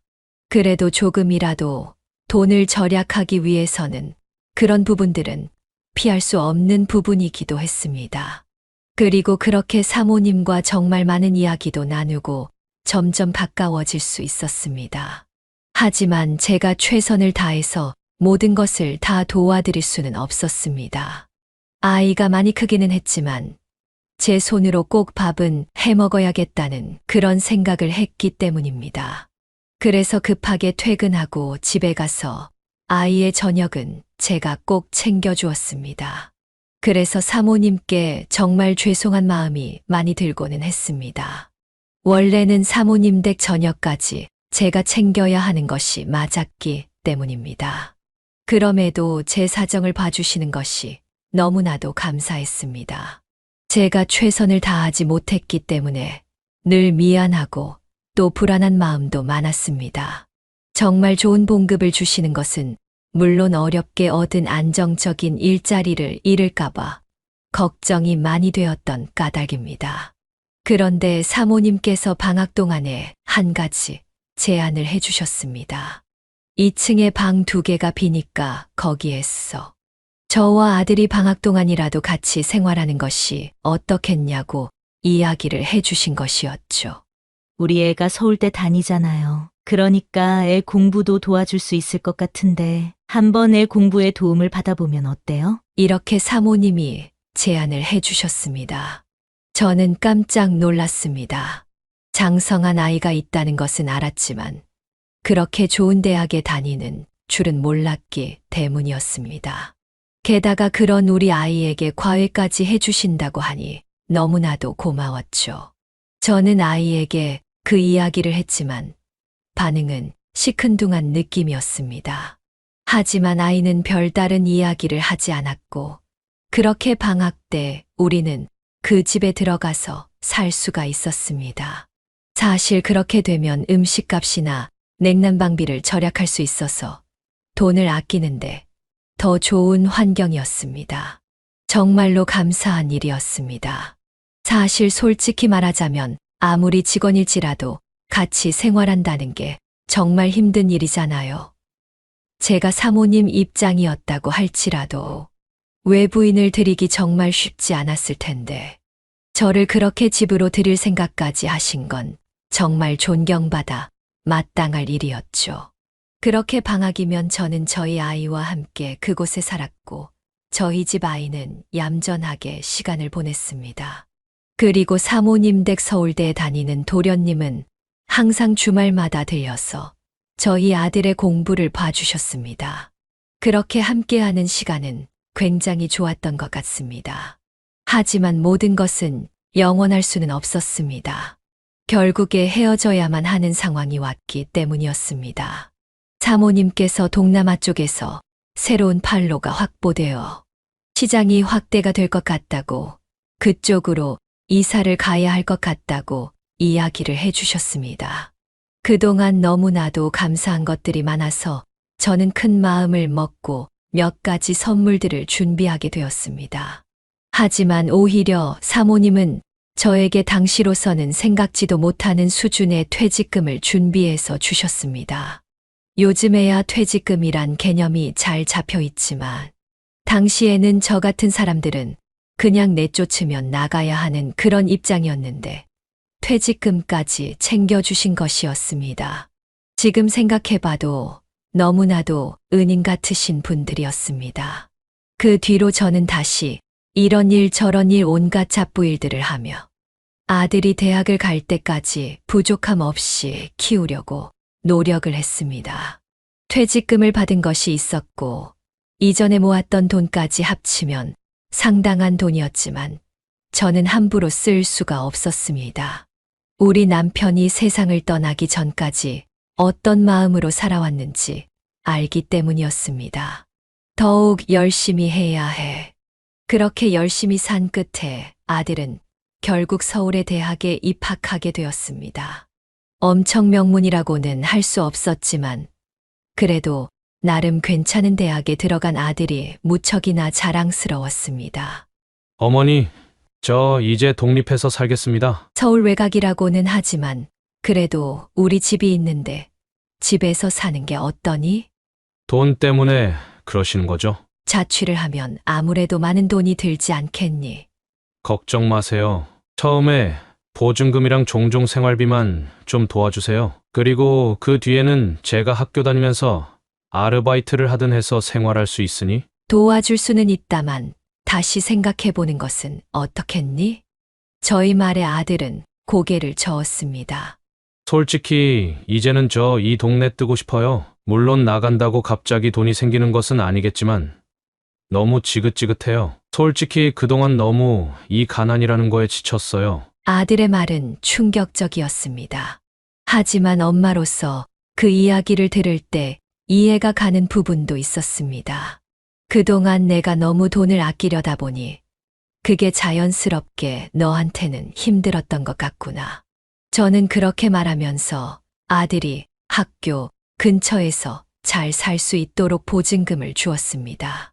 그리고 생활비도 아들이 최대한 힘들지 않도록 어느 정도씩은 보내주기 시작했습니다. 그렇게 시간이 흘렀습니다. 아들은 군대를 다녀온 뒤 자연스럽게 학교를 졸업했습니다. 그리고 대기업에 결국 취직하였을 때 어찌나 기뻤는지 모릅니다. 저는 아들이 무척이나 자랑스러웠습니다. 그리고 세상을 떠난 남편도 아들을 무척 자랑스러워할 것이라고 생각했습니다. 그리고 아들이 대기업에 다니기 시작하면서 예전보다도 더 무뚝뚝해진 기분을 받았습니다. 솔직히 말하자면 아들이 월급을 받았을 때 작은 선물이라도 받았으면 좋겠다라는 생각은 했었습니다. 하지만 그런 일은 없었습니다. 그냥 무뚝뚝하게 마치 남처럼 지나갔습니다. 그런 순간에는 역시나 저를 닮아서 그런지 그런 부분에는 돈을 쓰지 않는구나 이렇게 생각을 했죠. 그리고 결국 아들은 진짜로 마치 먼 친척처럼 변해버렸습니다. 간간히 연락을 해올 뿐이었고 거의 얼굴을 비치는 일이 거의 없어지게 되었습니다. 예. 요즘에는 어떠니? 밥은 잘 챙겨 먹고 또 회사는 좀 어떠니? 괜찮아요. 잘 지내고 있어요. 제가 다음에 다시 연락할게요. 일이 바쁘네요. 항상 아들과의 통화는 이런 식이었습니다. 그렇게 시간이 흘렀습니다. 아들은 어느덧 2년 정도 시간이 지난 뒤에 며느리감이라며 갑자기 여자친구라고 소개를 시켜주었습니다. 결혼을 하겠다는 이야기를 했습니다. 갑자기 결혼이라니. 그동안 아무런 이야기도 없었잖니? 뭐 그렇게 되었네요. 하지만 이 사람이랑 결혼할 생각이에요. 다소 서운한 감이 있었지만 며느리는 참해 보였고 참으로 아들과 잘 어울리는 한 쌍이었기에 그렇게 결혼식까지 잘 치르게 되었습니다. 그러다가 갑자기 아들 내외가 제가 살고 있던 곳에서 한 정거장 정도 되는 곳에 자리를 잡았습니다. 그러면서 저에게 이런 말을 하는 것이었죠. 이제부터 제가 자주 찾아뵙고 어머님께 못다한 도리를 다하겠습니다. 무뚝뚝했던 아들의 입에서 이런 이야기가 나오자 저는 눈물이 핑 돌았습니다. 아들이 그 말을 하고 난 뒤 제가 혼자 있었을 때 얼마나 울었는지 모르겠습니다. 떠나간 남편 생각도 나고 또 아들을 잘 키웠다는 생각에 정말 다행이다. 이렇게 마음을 놓을 수가 있었습니다. 실제로 아들은 결혼을 한 뒤에 며느리와 함께 저를 자주 찾아왔습니다. 주말마다 찾아오기도 했고 또 평일에도 종종 찾아올 정도로 오붓한 시간들을 보낼 수가 있었습니다. 사실 며느리가 이렇게 시어머니에게 신경을 쓰는 경우는 적다는 게 주변 사람들의 이야기였습니다. 세상에 그런 며느리가 요즘에 다 있어? 김 씨는 복 받았네. 정말 복 받았어. 정말 그래? 아들이랑 며느리가 주말마다 찾아오는 시댁이 어디 있어? 요즘 세상에 정말 드물지. 동네 지인들이 이렇게까지 말할 정도이니 마음이 더 뿌듯해졌습니다. 하지만 어느 순간부터 매일매일 찾아오는 수준이 되었습니다. 특히 식사 시간이 되면 꼭 찾아오고는 했는데 며느리와 아들의 밥을 항상 준비해야만 하는 그런 상황이 되었습니다. 저는 어머니랑 같이 식사하는 게 정말 편하고 우붓해서 좋아요. 며느리는 이렇게 이야기를 하곤 했습니다. 그렇니? 다행이구나. 하지만 점점 그런 아들네의 행동은 저에게 큰 부담이 되기 시작했습니다. 좋아서 찾아온다는데 다른 이야기를 할 수는 없었지만 그럼에도 힘든 부분들이 많이 있었습니다. 부부가 좋아서 이렇게 찾아온다는 거에 대해서 뭐라고 차마 이야기할 수가 없었습니다. 그래도 이것이 그나마 낫다는 생각은 들었습니다. 왜냐하면 아이의 시댁과 척을 지고 사는 그런 며느리들의 이야기를 많이 들었기 때문이었습니다. 하지만 저는 시간이 갈수록 선을 넘는다는 생각이 자꾸 들었습니다. 매번 와서 밥을 먹다 보니 식비가 생각 이상으로 많이 나가기 시작했습니다. 그리고 거의 매일 같이 중노동이 반복되었죠. 사실 아들네 밥을 차려주는 게 예전 같으면 괜찮을 수 있었겠지만 나이가 드니 힘에 부치는 것도 사실이었습니다. 그리고 대충 음식을 할 수도 없는 노릇이었습니다. 그냥 있는 반찬을 꺼내 놓으면 아들 내외는 아예 입에도 반찬을 대지 않더군요. 왜 안 먹니? 오늘은 입맛이 없네요, 어머니. 카드 번호 좀 불러줄래요? 치킨이나 좀 시켜 먹으면 좋을 것 같아요. 아들의 반응이 이랬습니다. 그래서 저는 밥도 꼬박꼬박 제때 최선을 다해서 차려야만 했습니다. 또 한 가지 마음에 걸리는 부분도 있었습니다. 어머니, 다리미 최신 버전인 것 같은데 빌려주시면 안 돼요? 며느리의 말이었습니다. 다리미는 선물을 받은 것이었는데 며느리는 이처럼 뭔가 좋은 게 있을 때마다 이렇게 꼭 물어보고는 했습니다. 저희가 다리미가 고장이 나서 그러는데 며칠만 써봐도 돼요. 쓰고 바로 가져다 놓을게요. 이거 괜찮은지 한번 보고서 저희도 사려고요. 그냥 가져가거라. 나는 이전에 쓰던 다리미도 있어서 괜찮다. 저는 이렇게 말을 했고 며느리는 귀신처럼 다리미를 가져갔습니다.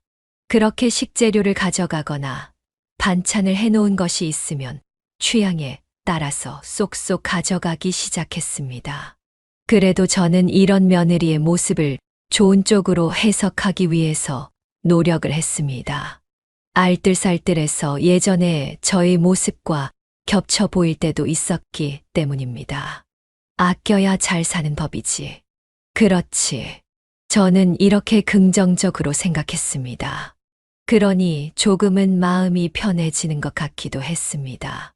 그러나 점점 그 행동이 심해졌습니다. 어머니, 이 청소기는 어때요?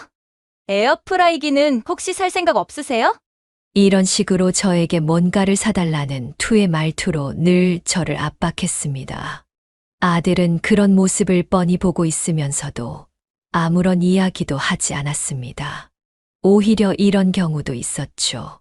그것보다 내가 광고에서 봤는데 대기업에서 나온 그거. 그래, 그게 더 좋은 것 같던데? 이런 식으로 얌체짓을 하기 시작했습니다. 제가 너무나도 아끼는 아들 부부라지만 선을 넘는 행동들이 겹겹이 누적되기 시작했습니다. 그런데 얼마 지나지 않아 반전이 생겼습니다. 바로 며느리가 임신을 하게 된 것이었습니다. 어머니, 저 임신했어요. 속이 요즘에 안 좋아서 병원에 갔는데 글쎄 임신을 했다고 하지 뭐예요. 아이고, 너무 기쁜 소식이구나. 임신을 했을 때는 음식을 잘 챙겨 먹어야 한다. 그래서 저는 또 성심성의껏 정말 좋은 음식들을 만들기 시작했습니다. 사실 저는 그때까지만 하더라도 계속해서 청소하는 일들을 찾아서 하고 있었는데 그렇게 한 달에 180 정도 벌면 아들네 챙기는데 그 돈을 다 쓰는 것 같았습니다. 임신을 알린 뒤 상황은 더 심각해지고 있었던 것입니다. 그때부터는 대놓고 저에게 찾아오기 시작했었죠. 임신일 때는 엄마 밥이 최고라면서 아들이 안 떨던 너스레까지 떠는 모습이었습니다. 그리고 임신 이후에는 마치 주인이라도 되는 것처럼 저희 집에서 살다시피 했습니다. 솔직히 저는 식모살이가 다시 시작된 느낌이 들었습니다. 하지만 그럼에도 손주가 생겼다는 사실이 그 모든 것을 견디게 해주었습니다. 그리고 이후에 아이가 순산이 될 때까지 거의 저는 며느리를 상전 모시듯이 보살폈습니다. 물론 힘들고 지출도 훨씬 늘어 이제는 통장에 있는 돈들을 까먹기 시작했지만 그래도 손주를 보고 싶은 마음에 잘 참아내었습니다. 그리고 이후에 아이는 순산을 했습니다. 손주를 보니 그동안 며느리와 아들에게 힘들었던 감정들이 다 녹아내리는 것 같았습니다. 그런데 며느리가 출산 이후에는 친정에 가서 지내겠다고 했었는데 그 계획이 바뀌게 되었습니다. 당분간 신세 좀 질 것 같아요. 어머니, 죄송해요. 저희 엄마가 스케줄이 많으셔가지고요. 그래, 뭐 어쩔 수 없지. 필요한 것 있으면 뭐든 말하거라. 저는 이렇게 이야기를 했습니다. 친정에 가지 않는 이유는 즉슨 산후조리를 해야 하는데 사돈이 해외에 갔다는 것이었습니다. 저는 어이가 없었지만 예전에 예약을 해둔 것이라 취소를 하면 돈 몇백을 물어줄 수밖에 없다고 해서 그냥 그러라고 했습니다. 어쨌거나 산후조리는 정말 중요했습니다. 저 같은 경우 산후조리를 제대로 못했었기 때문에 지금도 몸이 아플 때가 있습니다. 그래서 며느리는 그렇게는 되지 않아야겠다 싶어서 한 달이나 성심성의껏 며느리를 돌보게 되었습니다. 저는 정말 힘든 시간을 보냈습니다. 밤낮으로 간호를 하고 보살피고 그래야 했기 때문입니다. 그리고 아들도 며느리가 여기 있다 보니 퇴근을 하면 바로 여기로 왔고 마치 여기에 살던 사람처럼 눌러앉은 상황이 되어 버렸습니다. 그런데 저는 며느리가 장모가 돌아온 뒤에도 쭉 이곳에 머무는 이유가 궁금했습니다. 그러자 이런 이야기를 하는 며느리였죠. 어머니가 해주는 음식이 얼마나 맛있는데요. 우리 엄마는 요리도 못하고 아무것도 못해가지고 거기 가면 진짜 골병 날 거예요. 그래. 그런 상황이라면 다행이구나. 몸이 다 나을 때까지 있으려무나. 저는 이렇게 이야기를 할 수밖에 없었습니다. 솔직히 며느리의 산후조리를 담당하면서 엄청나게 많은 돈을 쓰게 되었습니다. 심지어 며느리를 돌봐야 했기 때문에 청소일도 못하는 상황이 되었고 계속해서 통장에 모아놨던 돈을 까먹는 상황이었죠. 물론 손주의 얼굴을 보면 금방 힘든 느낌은 사라지고는 했습니다. 하지만 이렇게 사는 것이 맞을까? 이런 고민이 들었던 것도 사실입니다. 그렇게 시간은 흘렀습니다. 그럼에도 상황은 변한 것이 없었습니다. 여전히 며느리는 안방에 누워 있었고 아들은 퇴근하면 소파에 누워서 이것저것 먹으면서 시간을 때웠습니다. 저는 그렇게 둘의 뒷바라지를 늙은 나이에 해야만 하는 처지로 전락을 하고 말았습니다. 그래도 예전에 남편이 물려준 돈과 이래저래 평생을 모았던 돈들이 규모가 있었기 때문에 다행이라는 생각을 했습니다. 하지만 그렇다고 해서 또 놀 수만은 없었습니다. 그래서 다시 일자리를 찾아보려는데 이미 제 자리에는 다른 사람들이 들어가서 일을 하고 있었습니다. 그래서 일자리를 찾으려고 하다가 노인 일자리 사업이라는 것을 알게 되었습니다. 그래서 지원을 했고 거기에 나가서 이런저런 환경미화 일들을 하기 시작했습니다. 그러던 하루는 아들에게 이런 전화가 왔습니다. 어머니, 어디에요? 나 지금 거리 청소하는 중인데. 아니, 집에 와이프밖에 없어가지고요. 밥 좀 먹으려는데. 오늘은 이거 일하느라 못 들어갈 것 같은데 냉장고에 있는 걸로 챙겨 먹어라 아니면 시켜 먹거나. 아, 그거 몇 푼이나 준다고? 거기 가서 일을 해요? 알겠어요. 아들은 저에게 가시돋친 말을 했고 저는 충격을 받았습니다. 하지만 내가 고생하는 게 싫어서 그런가 아니면 안 좋은 일이 있었나 생각하고 그냥 넘어갔습니다. 하지만 점점 노인 일자리 일도 힘들어지는 순간이 오게 되었습니다. 퇴행성 관절염입니다. 연골이 이미 많이 닳아있는 상황입니다. 일을 하지 마시고 무조건 휴식하셔야 합니다. 많이 아프셨을 텐데 어떻게 참으셨어요? 의사 선생님의 이야기였습니다. 아, 약 좀 처방받고 그러면 괜찮아지지 않을까요? 아시다시피 연골은 재생되는 부위가 아닙니다. 앞으로 더 아파졌으면 아파졌지 덜 아프지는 않습니다. 지금이라도 관리를 잘 하셔야 해요. 자칫 인공관절 수술을 하셔야 될 수도 있습니다. 저는 알겠다고 말하면서 병원을 나섰습니다. 몸이 예전처럼 말을 안 듣는다 싶었는데 몸이 이제는 고장나기 시작한 모양이었습니다. 그리고 점점 아들의 태도도 뭔가 예전과 달라지기 시작했습니다. 이거 반찬 좀 하지 말라니까. 도대체 왜 자꾸 그러는 거예요? 고사리도 잘 먹어야 한다. 영양분이 많은 음식이야. 제가 애예요?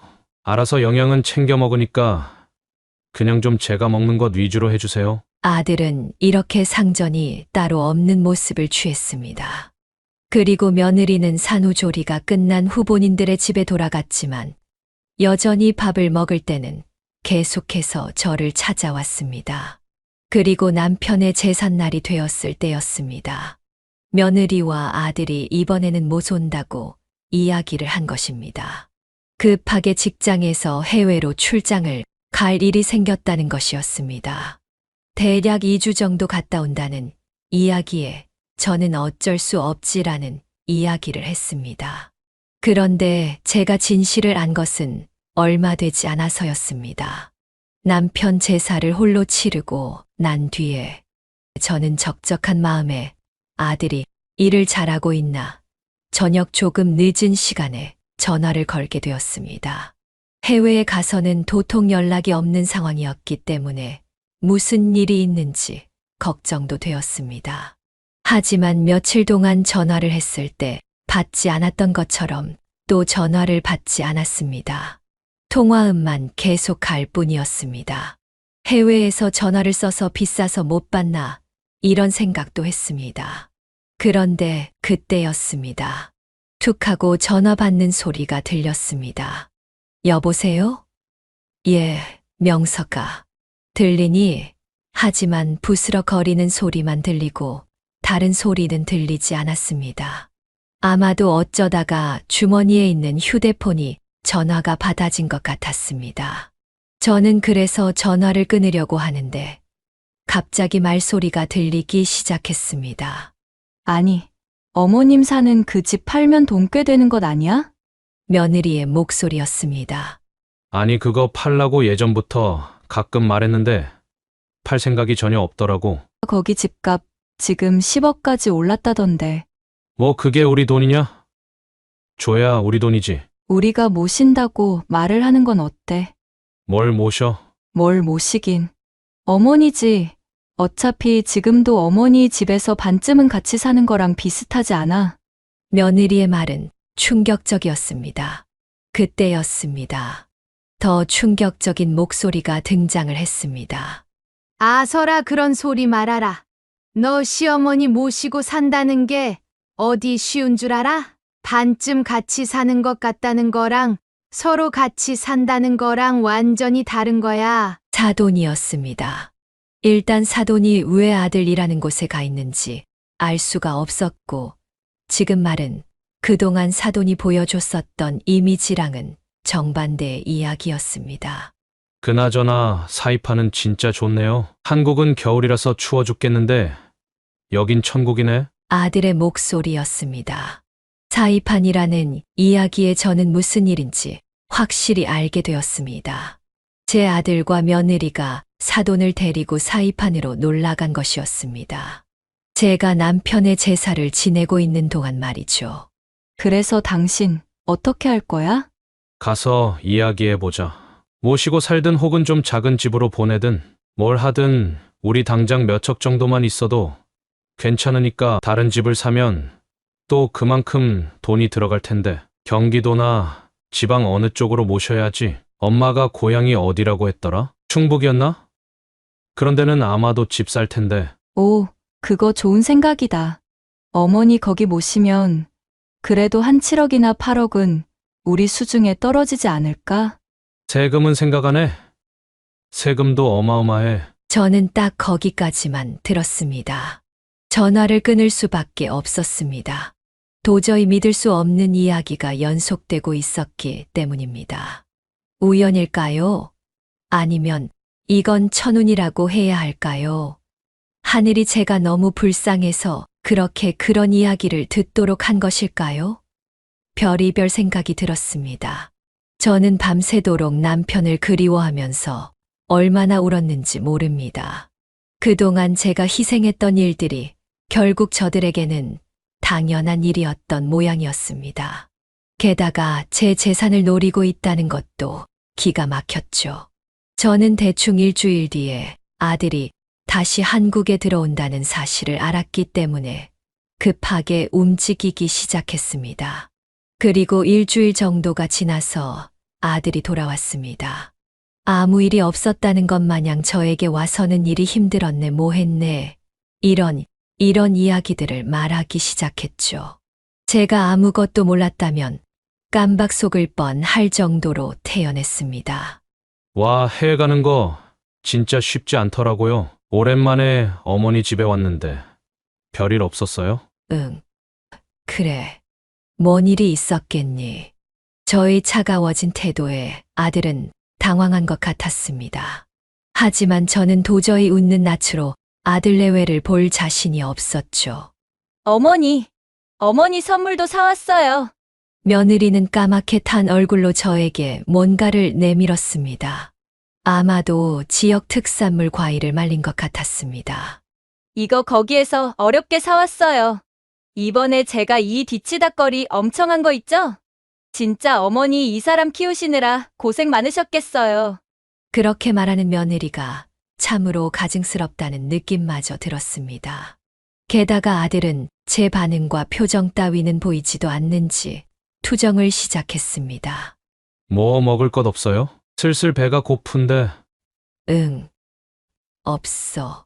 바빠서 못했다. 뭐 하느라 바빠요? 일 계속 나가고 있잖니. 아니, 무슨 그거 얼마나 준다고 계속 나가요? 이 집 팔고 노후 자금 적당히 마련해서 지방으로 내려가시는 건 어때요? 은근슬쩍 아들은 저를 떠보는 것 같았습니다. 그러면서 심지어 배달 어플을 켜고 또 이런 말을 했죠. 어머니, 카드 좀 줘요. 분식 좀 시키게요. 아들은 이렇게 이야기하면서 소파에 벌렁 누웠습니다. 그리고 얼마 뒤에 배달이 왔는지 현관문 벨이 계속 울렸습니다. 그런데 아들과 며느리는 움직이는 신용도 안 하고 TV를 보며 뭐 재미있다고 떠들며 웃고 있었습니다. 반복되는 벨소리 때문에 머리가 아플 지경이었습니다. 저는 결국 직접 나가서 카드로 결제를 하고 배달 음식을 받아왔습니다. 25,000원입니다. 카드 결제시죠? 네, 여기 있습니다. 저는 카드를 꺼내서 배달원에게 건넸습니다. 저는 그것들을 식탁에 올려놓았습니다. 요즘 나이가 든 뒤에는 밀가루 음식을 못 먹는다고 아들에게 누누이 말했었습니다. 그런데 아들은 떡볶이를 시켰고 아들은 저에 대해서 전혀 관심이 없다는 것을 알 수 있었습니다.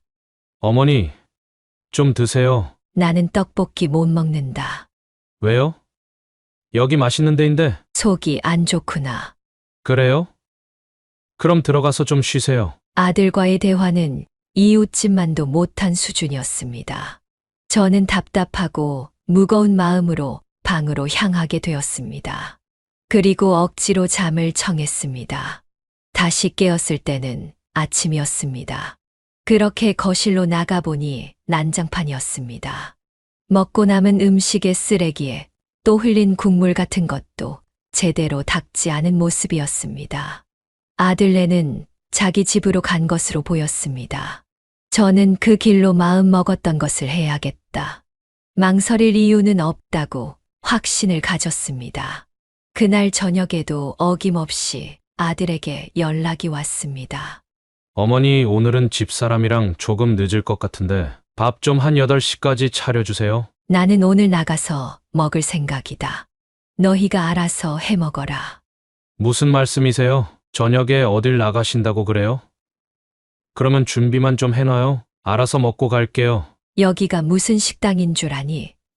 그리고 알아서 뭘 먹고 가긴 먹고 가. 설거지 하나도 못하면서 뭘 알아서 먹고 간다는 거냐? 아니, 갑자기 왜 이래요? 네 엄마 72이다. 72. 이제 살 날이 얼마 남았는지는 모르겠지만 그것도 금방이겠지. 내가 이런 나이에도 이렇게 뒤치다꺼리나 하면서 살 줄은 꿈에도 몰랐다. 아니, 무슨 밥 하나 차려주는 게 대수라고 그래요? 그 별거 아닌 거 내가 챙겨 먹으면 되지 않겠니? 일단 오늘 뭔가 어머니 기분 안 좋은 일 있는 것 같으니 그냥 넘어갈게요. 저는 전화를 끊어버렸습니다. 어처구니가 없었습니다. 안 넘어가면 어쩔 건데라는 생각이 절로 들었습니다. 아들이 아니라 마치 상사를 모시며 살아가는 그런 기분마저 느꼈습니다. 그 이후 저의 변화에 대해서 며느리와 아들은 상의를 했었던 것 같습니다. 그러니 자연스레 몇 주 동안은 연락이 일정 없었습니다. 그제야 좀 평화가 찾아오고 있었습니다. 그런데 주말에 아들네가 다시 찾아왔습니다. 며느리와 함께 뭔가를 바리바리 싸들고 찾아온 모습이었습니다. 어머니, 저희 왔어요. 며느리는 아무 일도 없었다는 듯 밝게 웃으면서 집으로 들어왔습니다. 어머니 생각나서 이것저것 사왔지 뭐예요. 음식이랑 또 과일이랑 옷도 하나 사왔어요. 백화점 갔는데 딱 어머니 생각이 나더라고요. 참 이런 모습을 보면 연기를 잘하는 며느리였습니다. 어머니, 도대체 뭔 일이 있으시길래 그런 거예요? 말씀을 해보세요, 예? 저는 두 사람의 태도에 질릴 대로 질리는 느낌이었습니다. 제가 아무 대답 없이 둘을 바라보자 아들은 다시 입을 열었습니다. 알겠어요. 어머니는 좀 휴양이 이제는 필요한 것 같아요. 고향에 내려가셔서 좀 몇 년 쉬다 오시는 건 어때요? 우리도 절대로 터치 안 할 테니까. 아들은 결국 그 말을 꺼냈습니다. 이 아파트를 팔 생각을 하는 것이 눈에 훤히 보이는 포석이었습니다. 하지만 저는 이미 일전의 사건 때문에 전말을 알고 있었기 때문에 그 이야기가 참으로 가증스러웠습니다. 그러면서 기가 막힌 것은 며느리가 어떤 팜플릿을 내미는 것이었습니다. 여기 충북에 좋은 아파트들인데 진짜 요즘은 지방 아파트들이 엄청 좋더라고요. 저는 그것을 받아들었습니다. 2억 혹은 3억대의 아파트만 골라져 있었습니다. 충북은 제 고향이기 때문에 훨씬 좋은 아파트들이 있다는 것을 알고 있습니다. 하지만 그 중에서도 고급 아파트들은 쏙 빼고 가져왔더군요. 그리고 이 집 팔고 남은 돈은 우리가 좀 재테크해주면 될 것 같아요. 고향에서 쉬다가 다시 올라올 때 다시 주면 되니까요. 아들이 이야기했습니다. 저는 이들의 목적이 너무나도 훤히 보였습니다. 너 결혼할 때 내가 보태준 돈은 어디 있니? 그걸로는 재테크가 안 되든. 사실 저는 아들이 결혼할 때 적지 않은 돈을 줬었습니다. 당시에도 아파트 사는데 보태라고 3억을 건넸었죠. 그동안 제가 평생 모아왔던 돈이었습니다. 물론 남편이 모은 돈 6억은 제가 차마 쓸 수가 없었습니다. 그거 아파트 사는데 썼고 또 그것만으로 부족해서 대출도 받은 것 알잖아요? 참으로 기가 막힌 노릇이었습니다. 사돈네가 상당한 부자라는 것을 알고 있었습니다. 그런데 한 푼도 보태지 않은 것도 이상했습니다. 그러면 나는 이 아파트 팔고 충북에 가서 살면 내 밥값, 생활비는 절로 나오니? 이 이야기의 아들은 얼굴을 긁적이며 이렇게 말했죠. 그거는 대충 몇천 가지고 가서 생활하시다가 내가 조금씩 생활비 보내줄게요. 그리고 노인 일자리 그거 다니는 거 전국에서 다 시행하는 거니까 거기서도 일할 수 있겠죠. 72이 넘은 지 애미 보고 또 일하라는 아들의 이야기는 이제는 끝까지 왔다는 생각을 하게 만들었습니다.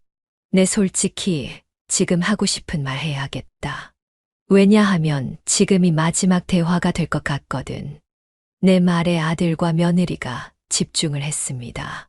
이제 나는 너희들 밥을 차려주는 일도 이런 대화를 하는 일도 없을 거다. 앞으로는 너희가 알아서 살면 될 것 같구나. 그렇게 말하면서 저는 그동안에 있었던 일들을 털어놓았습니다. 내 애비이자 내 남편이 번 돈 6억은 이미 학교에 기부하기로 계약을 했다. 나처럼 어려운 환경에서 큰 아이들이 조금이라도 편하게 더 잘 공부할 수 있다면 좋겠더구나. 나는 어렸을 때 정말 공부를 하고 싶어도 할 형편이 안 되었다. 그래서 너는 정말 공부를 잘 시키기 위해서 나는 모든 노력을 다했지. 그 부분은 너도 충분히 잘할 것이라 생각한다. 그리고 이 집 한 돈, 아들과 며느리는 제 말에 벙찐 얼굴을 했습니다. 앞으로 요양원 갈 곳과 역시 계약을 했다. 이 집은 이미 계약 절차까지 끝낸 상황이다. 한마디로 팔린 상태다. 12억 정도 좋은 가격으로 팔렸더구나. 이 정도 가격이면 충분히 내 남은 여생을 좋은 요양원에서 보낼 수 있겠더구나. 거기가 우리나라에서도 손꼽히는 곳이라 해서. 당장 계약을 했다.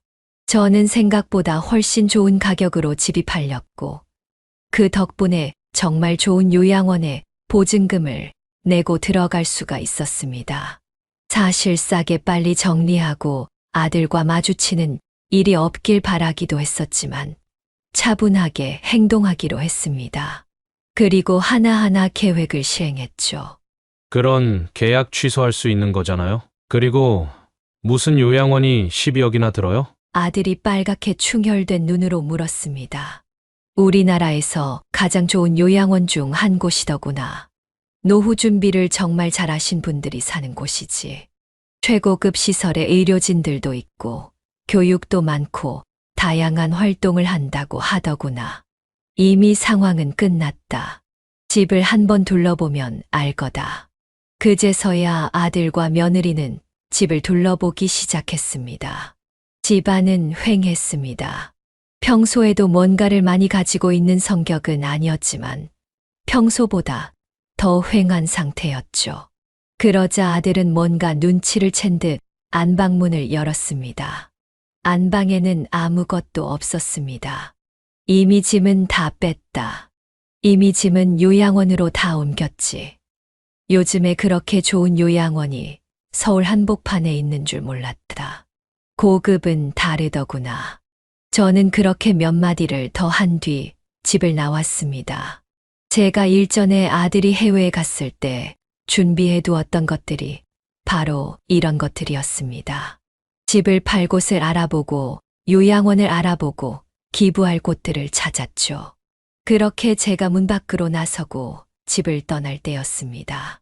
뒤에서 아들이 무어라 소리치는 소리가 들렸습니다. 저는 거기에 집중하지 않았습니다. 차마 마지막까지 최악의 아들 모습은 보고 싶지 않았기 때문이었습니다. 하지만 저는 후회 없는 결정을 했다고 생각을 합니다. 이것이 불효한 자식에 대한 확실한 가르침이었기 때문입니다. 또한 돈만 보고 저를 돈기게 취급을 했던 며느리에 대한 복수이기도 했습니다. 그리고 몇 차례 아들이 제가 있는 요양원에 찾아왔다고 합니다. 하지만 앞에 있는 경비들한테 막혔다고 하죠. 그래서 몇 번은 그런 이야기를 들었을 때 다시 만나볼까 이런 생각도 했습니다만 접었습니다. 그 이유는 바로 아들이 보낸 연락 때문이었습니다. 그리고 이곳에 지혜로운 분들이 많아서 그분들과 상담도 했습니다. 참고로 제가 있는 곳은 최고급 요양원으로 수많은 중산층 부자분들이 함께하고 있습니다. 저는 이곳에서 새로운 배움을 가지고 서로 보듬어 주면서 새로운 시작을 경험하고 있는 중입니다. 서로의 고민을 털어놓기도 하죠. 저는 휴대폰으로 아들의 문자가 몇 번이나 오긴 했었습니다. 잘못했다는 그런 내용이었는데 웃긴 것이 몇 억이라도 아니 몇 천이라도 주면 안 되겠냐는 이야기였습니다. 끝까지 저를 돈으로 본 아들과 며느리였던 것입니다. 그래서 이곳에서 은퇴하고 지내시는 교수님이나 기자 같은 분들과 함께 이야기를 나눴죠. 부끄러운 일이지만 상담을 하니 마음이 한결 편해졌습니다. 확실히 저보다는 많이 배우신 분들이었기도 하고 또 진심 어린 충고를 해주셨기 때문에 큰 위로와 도움이 되었죠. 지금은 세상을 떠난 남편 생각이 자주 나기는 합니다. 남편이 아들 잘 키우라고 그 고생을 하다가 갔는데 저는 아들을 제대로 키우질 못했으니까요. 다만 아들과 며느리도 어느 시점이 되면 정신이 들지 않을까요? 자기들도 결국 연로하고 아프고 또 자식이 커서 자신에게 어떻게 하는지 보게 될 테니까요. 그런 것들을 보면 제가 어떤 마음으로